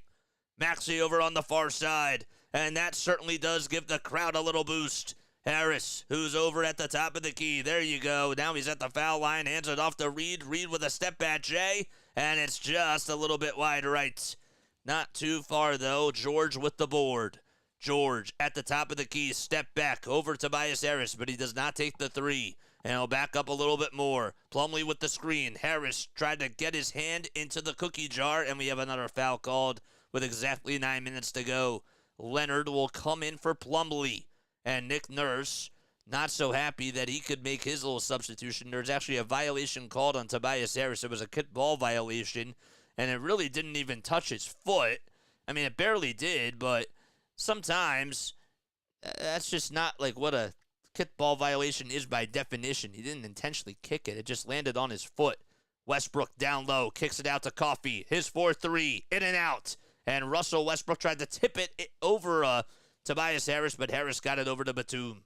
Maxey at the top of the key, in between the circles now as he backs up over towards the logo. Westbrook, his tag. Maxey from way downtown for three. Got it! Tyrese Maxey with an acrobatic shot again from three. 29-foot three-pointer for the kid. 21, 6, and 8 for Tyrese Maxey. George with an elbow runner. Oh, he got it.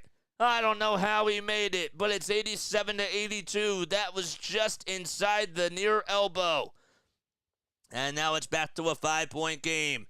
Maxey, layup, out in transition. Oh, he wanted the and one, but he'll go to the line for two. It rimmed out at the last second. Just a little bit too hard of a touch, but Tyrese Maxey taking over the fourth quarter. He's been doing that pretty, not sporadically. He's been doing that time and time again for the Sixers in this season. And there's just another play where Tyrese Maxey just is able to come up with another clutch moment, and that three was absolutely huge. 8:05 to go in the fourth quarter, and Maxey's first foul shot is good as gold. Maxey shooting at least 88% from the line this season. He said in his podcast before the season started that he wanted to average at least 90. He wanted to have a 50-40-90 season, 50% shooting 50% from the field, over 40% from three, and shooting at least 90% from the line. Steph Curry, of course, has done that many of times. 88-82, and the second foul shot is good as well by Tyrese Maxey. So the 23-year-old able to put the Sixers at 89 points as they lead it by 7. PG-13, trying to take on Maxey again. George goes up with a shot, and he's fouled. Oh, my gosh. What a play by Paul George.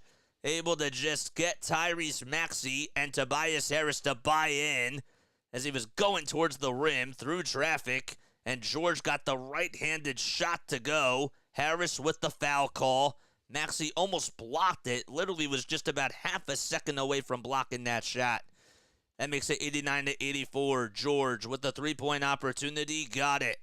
Paul George, 18 points and 8 rebounds. Make it now 19 as he hits the foul shots.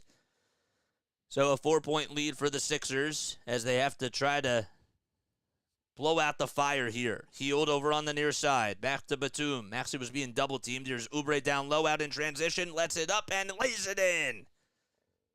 Timeout by the Clippers with 91-85. That's the score with 7:34 left to go. I'm going to be right back. I'm going to take a very quick step off. I will see you very, very soon. Don't go anywhere. Be right back.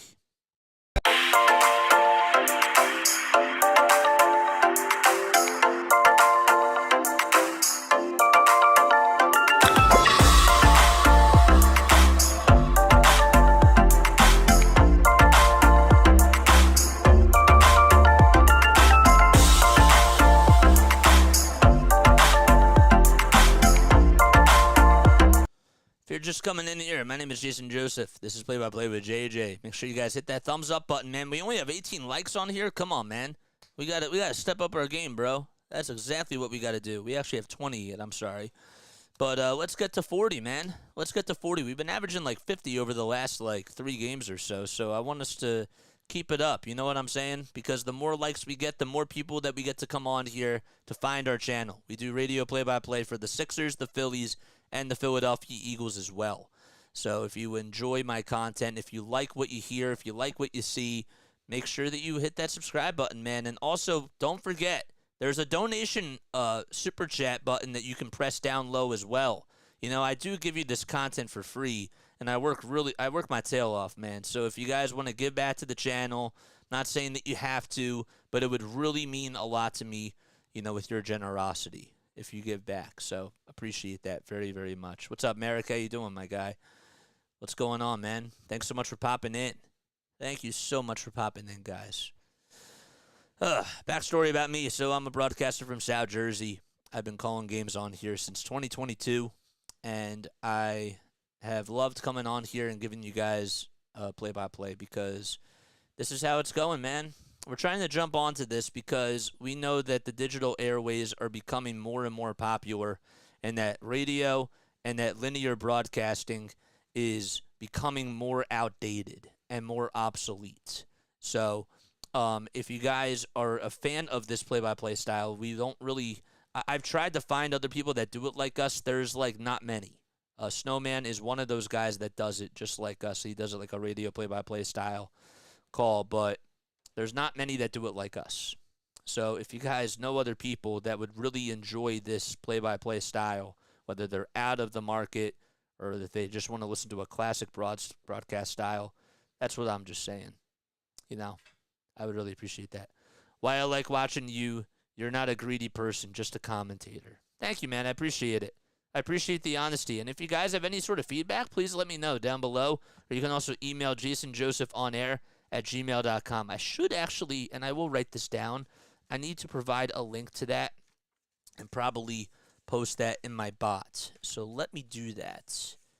jasonjosephonair@gmail.com. Jason. Okay. So now I have a little reminder to do that. Okay. I'm in the Philippines. There you go. I know you're in the Philippines, but he's telling everybody else. I know that. 25 people on here watching. 28 likes. Let's get to 30. So here's Kawhi with a bouncer back to James Harden. It's George, Leonard, Harden, Coffey, and Powell out there for the Clippers. They go with a little small ball lineup. Harden with a bouncer to Powell. 4 on the shot clock. One more to George for a near corner 3. That one goes in and out. Good job by Batum to just tip it off of the hands of Leonard into Tyrese Maxey's breadbasket. Maxey backs up over at the three-point line, and he gets double-teamed. He has to throw it to Batum, and Maxey gets it back. What's Tyrese Maxey going to do in this situation? Well, he finds Buddy Hield in between the circles. 5 on the shot clock. Hield taking on Paul George. Hield inside to Oubre. 1 second left. The shot goes up, and it's just a little bit mustered by Kawhi Leonard. He just got a little piece of it, and he got the rebound as well. Harden trying to go from C to shining C, and he got the little finger roll finish to go. James Harden able to get his first points here in the fourth quarter. 16 for him. Maxey from way downtown. Off the mark. Harden outlet pass to Leonard, and Leonard throws it down out in transition. 91-89, and now all of a sudden the lead has gone down to 2. The Sixers were up by as many as 16 points in the first quarter, and that's evaporated to just 2 points. The Clippers did take the lead in the third a couple of times, but not in the fourth quarter. Batum catches, lets it fly, and Harris gets the apple. Nico Batum able to hit a clutch 3 from the near corner, and that'll give the Sixers some more breathing room. Nice play by Nico. Harden to George. Leonard on the near wing. Gets double-teamed. Kawhi has been ice cold. He's 0 for 3 from downtown. Harden back to George. 5 on the clock. Paul George. He's been the fourth quarter show. Harris strips it, and it's stolen back by Tyrese Maxey. Harris playing the defense of the season with that. Maxey inside layup. It's good. 96-89. And Tyrese Maxey give Maxey now 23 points. He needs 2 more dimes and 3 more rebounds to get his first triple-double in quite some time. George, wide open 3 on the far wing. Got it. My gosh, Paul George has been going off like a stove here in this fourth quarter. Give him 19 points now. He's scored 12 in this quarter alone. Maxey on a drive, spinning, fading, and I'll hand it off to Hield. Hield to Batum. Batum lost his dribble, puts up a 3, and he can't nail it. Just a little bit too strong. He had to literally come up with it so quickly, but he made a little error, and he came up with it too soon, and he bobbled it. Harden on a drive, pass Batum, and Batum is able to swat it away. A chase down block by Nico. And Harden got denied at the rim. Maxey out in transition, puts up a layup, and he's fouled. He'll go to the line for 2 free throws. A lot of action in this fourth quarter as the Sixers have come to life. My gosh, you talk about James Harden trying to go past Nico Batum. Batum, well, you think he's old to play defense. Harden just got by him, and he thought he had a breakaway, and Batum is like, nope, you're in my house. So the Sixers will have Maxey go to the line. He knocked down both foul shots his last trip around, and the first foul shot is no good. Just danced off the front of the rim, and he could not get that one to fall. Maxey's been a very good foul shooter for the Sixers. He has 25 points in this outing and has 8 assists and 7 rebounds. 9 points for Maxey in this quarter alone. And the foul shot, the second one that is nothing but net. 97-92. Philadelphia up by 5 points. Maxey has not had a triple-double all season long. So you wonder when that could be a thing. There you go. So Leonard goes down low, goes into the lane, kissed it off the backboard, and nails it. Just too easy for Kawhi the Claw Leonard. 97-94. Sixers only up by 1 possession. Maxey, Oubre, Hield, Harris, and Batum out there for Philadelphia. They swing the hot potato around to Tobias Harris. Harris tries to go down low, hands it off to Hield for a 3, and then out it goes again. Hield trying to fight for the loose ball, and Powell got it, but Hield stole it back. Buddy Hield with the steal. Oubre with the little runner. It's good. The Sixers have really put a lot of life into this, and now they have 99 points. Good attack by Buddy Hield. Batum playing defense on Paul George on the other side. George gets knocked down low, and Batum gets called for the foul. So Paul George able to just make some contact with Batum's knee, and you have a foul called on Nico, and I believe a timeout as well called on the floor. But let's see. Looked like that the teams were going back and that they were going to a replay here, so I guess not. 3:32 left to go, and there will be a timeout. So there you go. All right, there was no signal of it, but the Sixers are up by 5. Nice. Good stuff. I'm in low Earth orbit. I missed what I said. What's up, Junior Kane? How you doing, my guy? You're in South Jersey also? Nice. Cool stuff. Nice. Make sure you guys hit that thumbs up button and hit that subscribe button, man. I don't know what it is, but we've had some tongue twisters tonight. Sometimes it happens. Thunder are up by 5.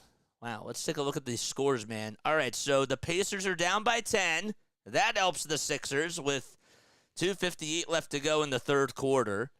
Okay, the Cavs lost. How about that? The Cavs lost to the Charlotte Hornets. And the Sixers have to play the Cavaliers on Friday. Wow. Sixers have beaten the Cavs twice without Joel, and the Cavs just lost by 7 to the Charlotte Hornets. That is crazy. That is wild. The Magic, did the Magic win, or did they lose? Golden State beat Orlando. There you go. Nice. All right, so that means if the Sixers do win today, they would now be 2.5 games behind the Orlando Magic, so they'll be gaining some ground on them. If the Pacers lose and the Sixers win, then they'll just be a half a game behind the Pacers, and that helps them as well. The Heat, they would also be half a game above Miami, so they would, by default, have the 7th seed right now as well. It's getting close. Less than 10 games to go after this one tonight. Sixers and Clippers playing in game number 72 of the regular season. Philadelphia leads it by 5, and Tyrese Maxey has scored 9 of the 20 points so far in the fourth quarter for the Sixers. My gosh. All right, 28 points, or 28 people on here watching. Make sure you guys like and subscribe and turn on the bell icon. The Clippers, on the other hand, in case you're wondering, the Lakers are up by 22 points, but I was taking a look at the standings for the Clippers and seeing where they're at. So the Clippers in the Western Conference, they are half a game above the Pelicans. If they lose, New Orleans, they are playing later tonight, I believe. No, they're not. No, they're off tonight. So they would be tied then with the Pelicans for the 4th seed, and the Mavericks would then be one game behind them. Huh. It's getting close in that division, in that conference as well. We got 31 people now on here watching. Make sure y'all like and subscribe. 5 more subs till we get to 1,820. Hopefully you guys will help us out. Thoughts on the game so far? Thoughts on the game. 99-94. At 3:30 left in the fourth quarter. Powell gets the inbound pass, goes up with a layup, parts the Red Sea, and gets the finger roll. Finish the fall. It's a 3-point game now, 99-96. Sixers, will they be the first team to go into the century mark? That's the question. They're up by 3. 3:12 left to go. Maxey, bouncer to Oubre on the near side. Oubre at the three-point line on the near wing. Hands it off to Tobias Harris. Harris, hand off to Hield for 2. Outside the foul line, and he got it. Buddy Hield able to score 10 points in this second half so far. He had 8 to end the third quarter and is now starting to heat up again. 101-96. That bucket was huge by Buddy. George in between the circles. Gets a screen set by Coffey. George, who has 12 points in this fourth quarter, passes it out to Powell for 3, and Norman Powell able to provide some dynamite from downtown. 5 points he has scored for the Clippers over their last 2 offensive possessions. And it's back to a 2-point game. 2:25 left to go. A game of chess between the Sixers and the Clippers. Batum on the near side. Hits the ball loose by Harden, and Harden is able to come up with a steal. Some revenge by James Harden, who got his shot blocked by Batum on the other side just a little bit ago. George, step back, three-pointer. It's a little short, and Hield gets the rebound. That would have been for the lead. Maxey taking his time. 2:05 left to go in the fourth. Here's Maxey to Oubre. Oubre thought about taking the 3, but now it's to pass that potato to Buddy Hield. In between the circles again. Hield taking on Harden. What's he going to do? He'll step back. He'll pass it out to Batum. Batum for 3 on the near corner. Got it. Bullseye. Nico Batum able to provide some dynamite against his former ball club with a bomb. Harden, one more to Powell. Powell thought about taking the 3, but he'll go into the lane, and he got the layup to go again. Norman Powell not going down without a fight. 104-101 with 1:40 left to go in this thriller of a ball game that's just going down to the wire. Maxey bounces it to Hield at the top of the key. Buddy Hield, what's he going to do? He'll pass it off to Maxey. Maxey step back, three-point shot. Oh, it's no good. And George got the rebound. Maxey wanted it, and he knew he almost had it, but almost close, but no cigar. George on the drive, high-arcing layup, thought he was fouled. He complains, and there's no whistle. And Harris comes up with another rebound. Toby now with 14 and 8 on the glass. Harris over at the Wells Fargo Center sign. 1 minute left to go, and we do have a timeout called by Nick Nurse. So the Sixers call for time. They're up by a trace, and they'll be back with exactly 61 seconds to go as we're winding down. What a game, man. 30 people on here watching. Make sure you guys like and subscribe and turn on the notification bell icons, and that way you'll know when I go live. Bada bing, bada boom. Nico Batum. That was nice. That had a nice ring to it. Bada bing, bada boom, it's Nico Batum. Bada bing, bada boom, it's Nico Batum. I like that. That's cool. That might be a little punchline. I would kind of like that. Bada bing, bada boom. It's Nico Batum. It's a cool punchline, man. If he makes a big 3 or something.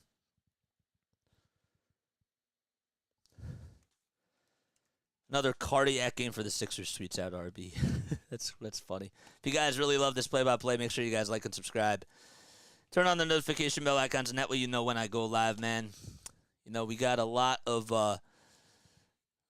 Sixers fans on here. We also do Phillies games as well. Another nail-biter between both these teams. If you guys enjoyed this play-by-play, we need 4 more subscribers in order for us to get to 1,820. Nico, man, some clutch threes by him. Crazy stuff. Sixers up by 3. They'll inbound it in their territory as they go from right to left. Batum will be the inbounder. He'll find Maxey. Maxey lost his footing, though, and it's stolen by Coffee. Coffee chased down, blocked by Oubre, but we have a foul. So, man, Tyrese Maxey just slipped. They just cleaned the floor, and he just slipped out of nowhere.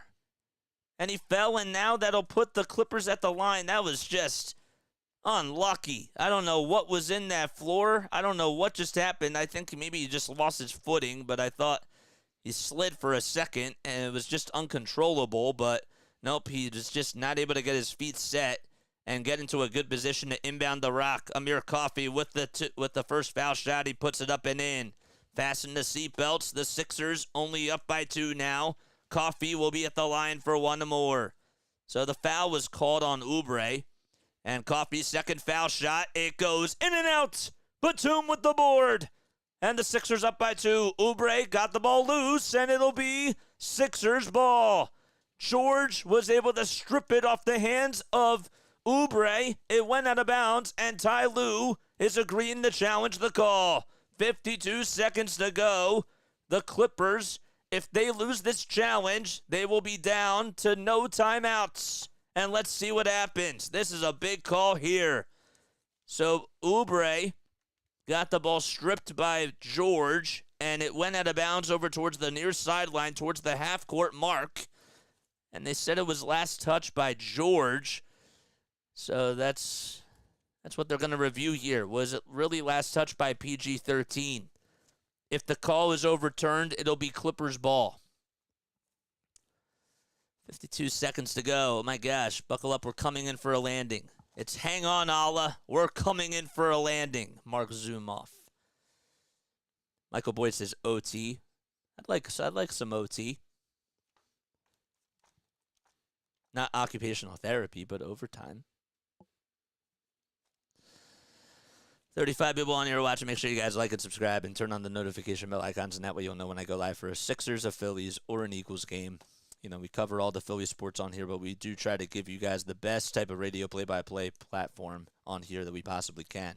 They're still reviewing this. They're talking things over with the people out in Secaucus, New Jersey. So at the replay center, it's Tom Washington, Derek Richardson, Matt Boland, Aaron Smith, and Matt Calillo.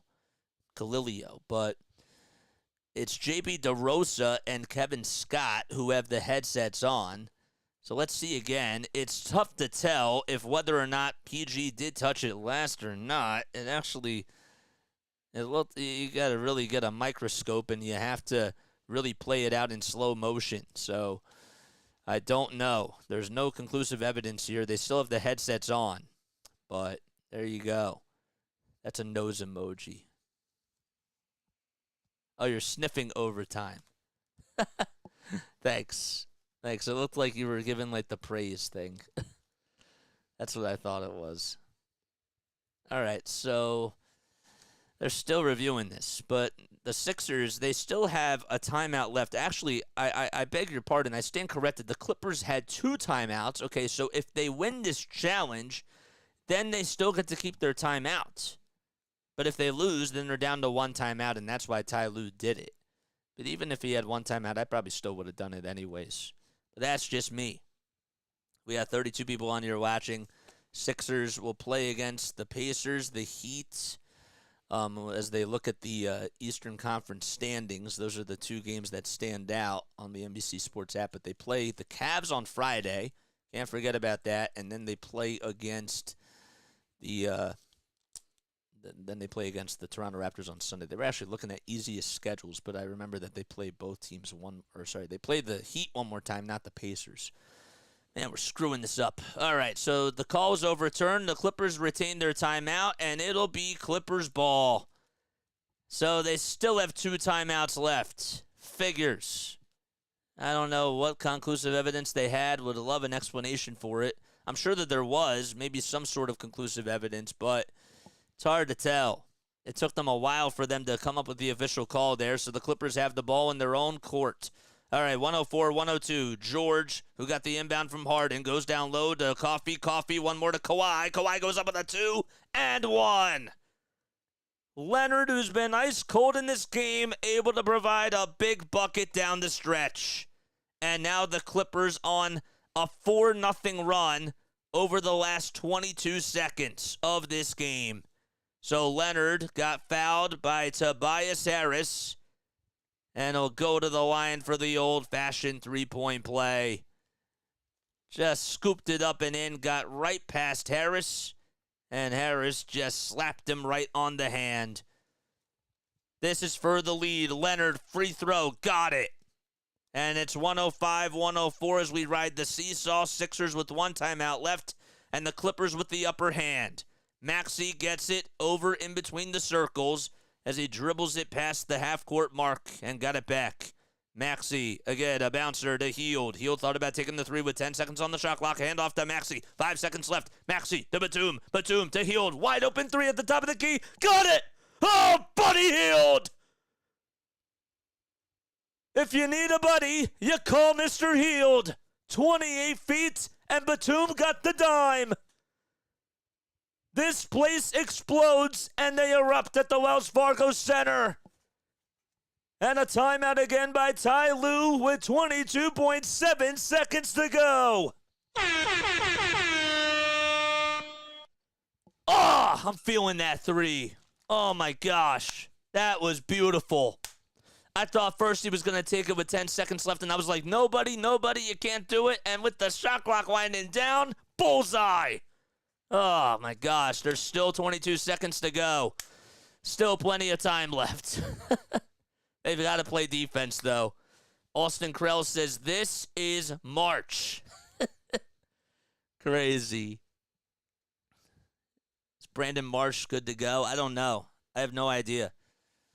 I'm just all focused on this game now. You know what I'm saying? I'll be in Phillies mode come probably tomorrow. But that is beautiful. It's not the dagger yet. That's my buddy. Yeah, I agree with that. That's not the dagger just yet, but that was big time.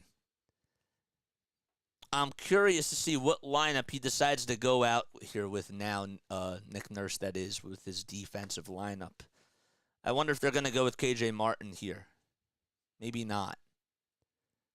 All right, so Clippers call timeout, and they'll advance it into their own front court. They still have 1 timeout left because they won that challenge. Harden will be the inbounder from the Sixers bench. Harden has to try to get something off, and he'll finally give it up to Kawhi. Coffee, back to Leonard. Leonard, pump fake, goes into the lane. And we have a foul called on Oubre, and Leonard will go to the line for 1 more. Why do you foul right there if you're Oubre? Oh, my gosh. That was just a bad play by Oubre. And Oubre wants a word with the official. Let's see again if he did foul him. He tried to go for the ball, but even still, you can't do that. In that situation, you got to just let him take the layup because now you give him an old-fashioned three-point play. You can't do that. So there you go, 107-107, and this is for the lead. The Sixers have 1 more timeout to burn, and let's see what happens in this situation. Kawhi with 16 points. I can't believe he fouled right there. Man will come in for James Harden. Leonard at the line with the free throw of the night. The shot is up, and it's good. So 108-107. Sixers will not call for time. Maxey gets the inbound. So let's see what happens here. 12 seconds left to go. Maxey gets past half court, and he'll try to spin and roll and give it up to Oubre, and we have a foul called. A foul is called with 7.9 seconds to go. And I don't think it was in the act of shooting. Maxey got tripped up. They haven't made an official ruling on who the foul was called on the ESPN app. Maxey did get tripped up, though. And there was a foul on, I guess it was Amir Coffey. And the Clippers, I guess, will challenge this and try to utilize this for their final timeout. This is crazy. So here you go, 108-107. So they will challenge this to see if it was indeed a foul. Coffee got called for the foul, 7.9 seconds to go. And this right here is probably the call of the game. Sixers actually do have one timeout to go, so it technically isn't over because even if they turned it over, they just got a foul immediately. And if the Clippers hit both foul shots, the Sixers still have one timeout left with about 6 seconds, and they can still tie the game with a 3. So it still wouldn't really be over. I feel you, says Mike Zambo. What a game, man. I can't understand why Oubre fouled there. You know, Oubre tried to play good defense, and then Leonard just gets past him. At that point, you just give up the 2. You're just going to give up the 2. You know what I'm saying? Notice how big play James is staying away from the ball down the stretch. What a fraud. Well, it's funny because they just took him out, like, for that defensive stretch. So that is kind of funny. I agree with that, Mike. What's up, Mike? Thanks so much for coming on here, man. I really do appreciate it.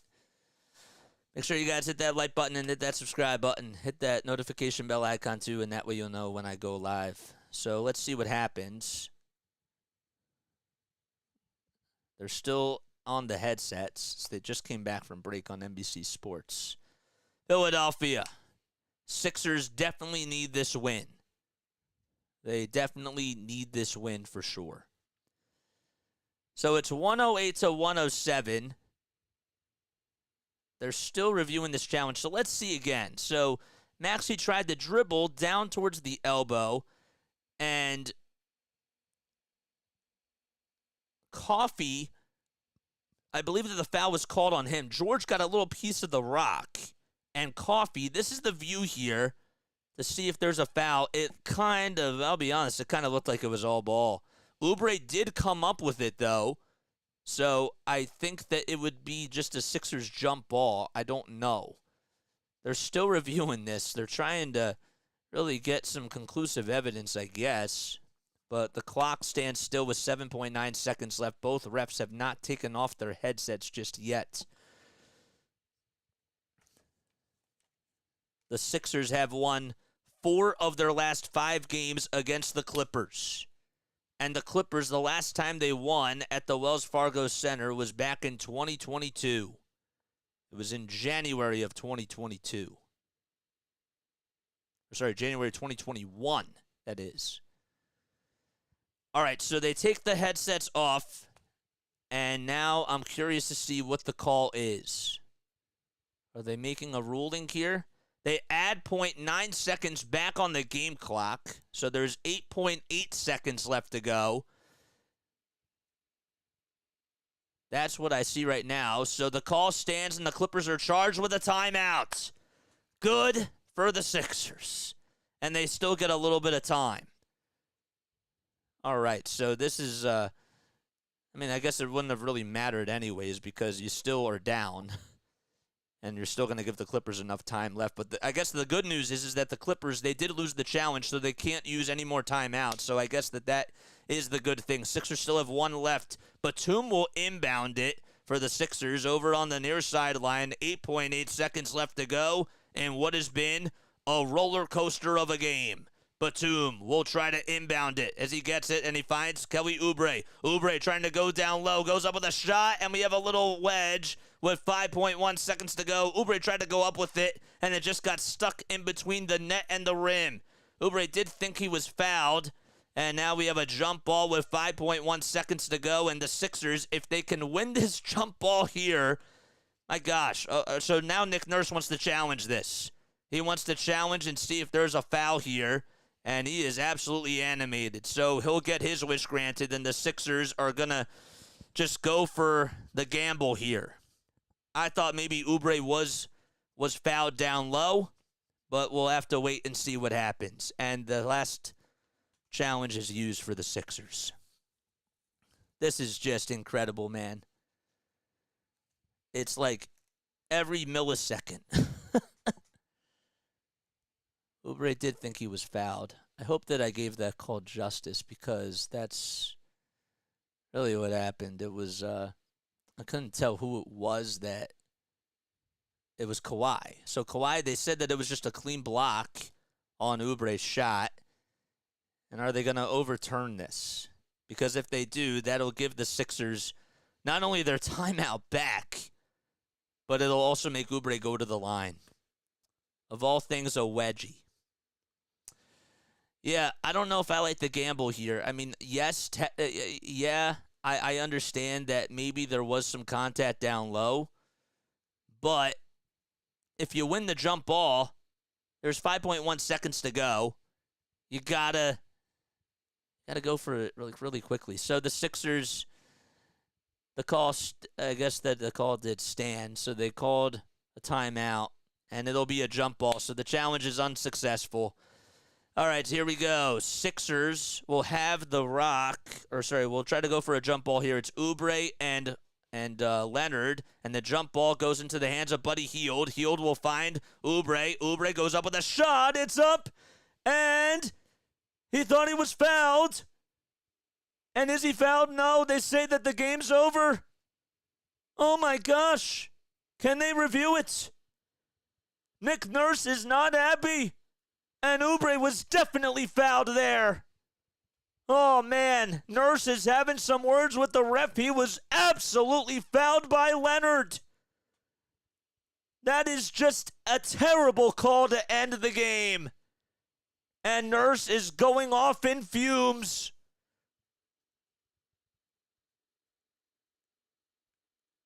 Stunning. And the Clippers escape with the victory. Let's see again. Batum got the tip off to go into Hield's hands. Oubre tried to go down low.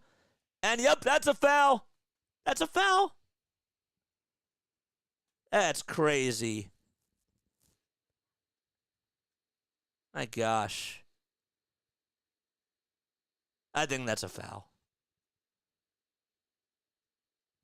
Nurse is still having some words with the refs. Still having some words with them. What a way to end the game. And the refs are going to walk off. So Paul George is the player of the game. I didn't expect that type of an ending. First, there was one thing that they didn't call the foul with 5.5 seconds to go. I got to tell you, I'm not usually a guy that likes to blame the refs for this, but this was bad. This was pretty bad. Even though the Sixers made a lot of bad mistakes down the stretch, the refs certainly did not help. That is crazy. Oubre got fouled last second by Paul George, and they didn't call it. Slapped him right on the wrist. Crazy. Mike Zambo says we did get robbed. Yep. Wow. Never thought a game would ever end like that. These refs suck. You saw the play?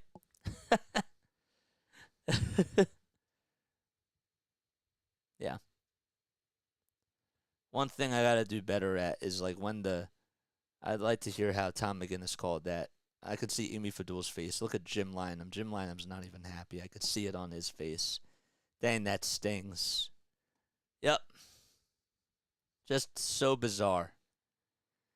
I was a little worried that something like that was going to happen. And I actually wonder if the Sixers did keep their challenge there. I'm not saying that they should have done this because I can understand from Nick Nurse's perspective that he did have to kind of throw in the chips at some point, but I was thinking to myself, well, he can either do that, or because they had one timeout left, save it for the jump ball. But if he was so confident, you go for it. But I wasn't really convinced that there was conclusive evidence to overturn it, to be honest with you. But it's interesting now because hindsight, I guess, is 2020. It felt like my 2K season, says Mike. Yep. Thanks, JJ. Be well. Nothing we can do. That was just a stinger, you know? That really stings. It stings and it stinks. You'll have to watch the replay yourself if you want to get the full, try to see if he was fouled yourself. But that's how I felt. I can see RB's probably fuming.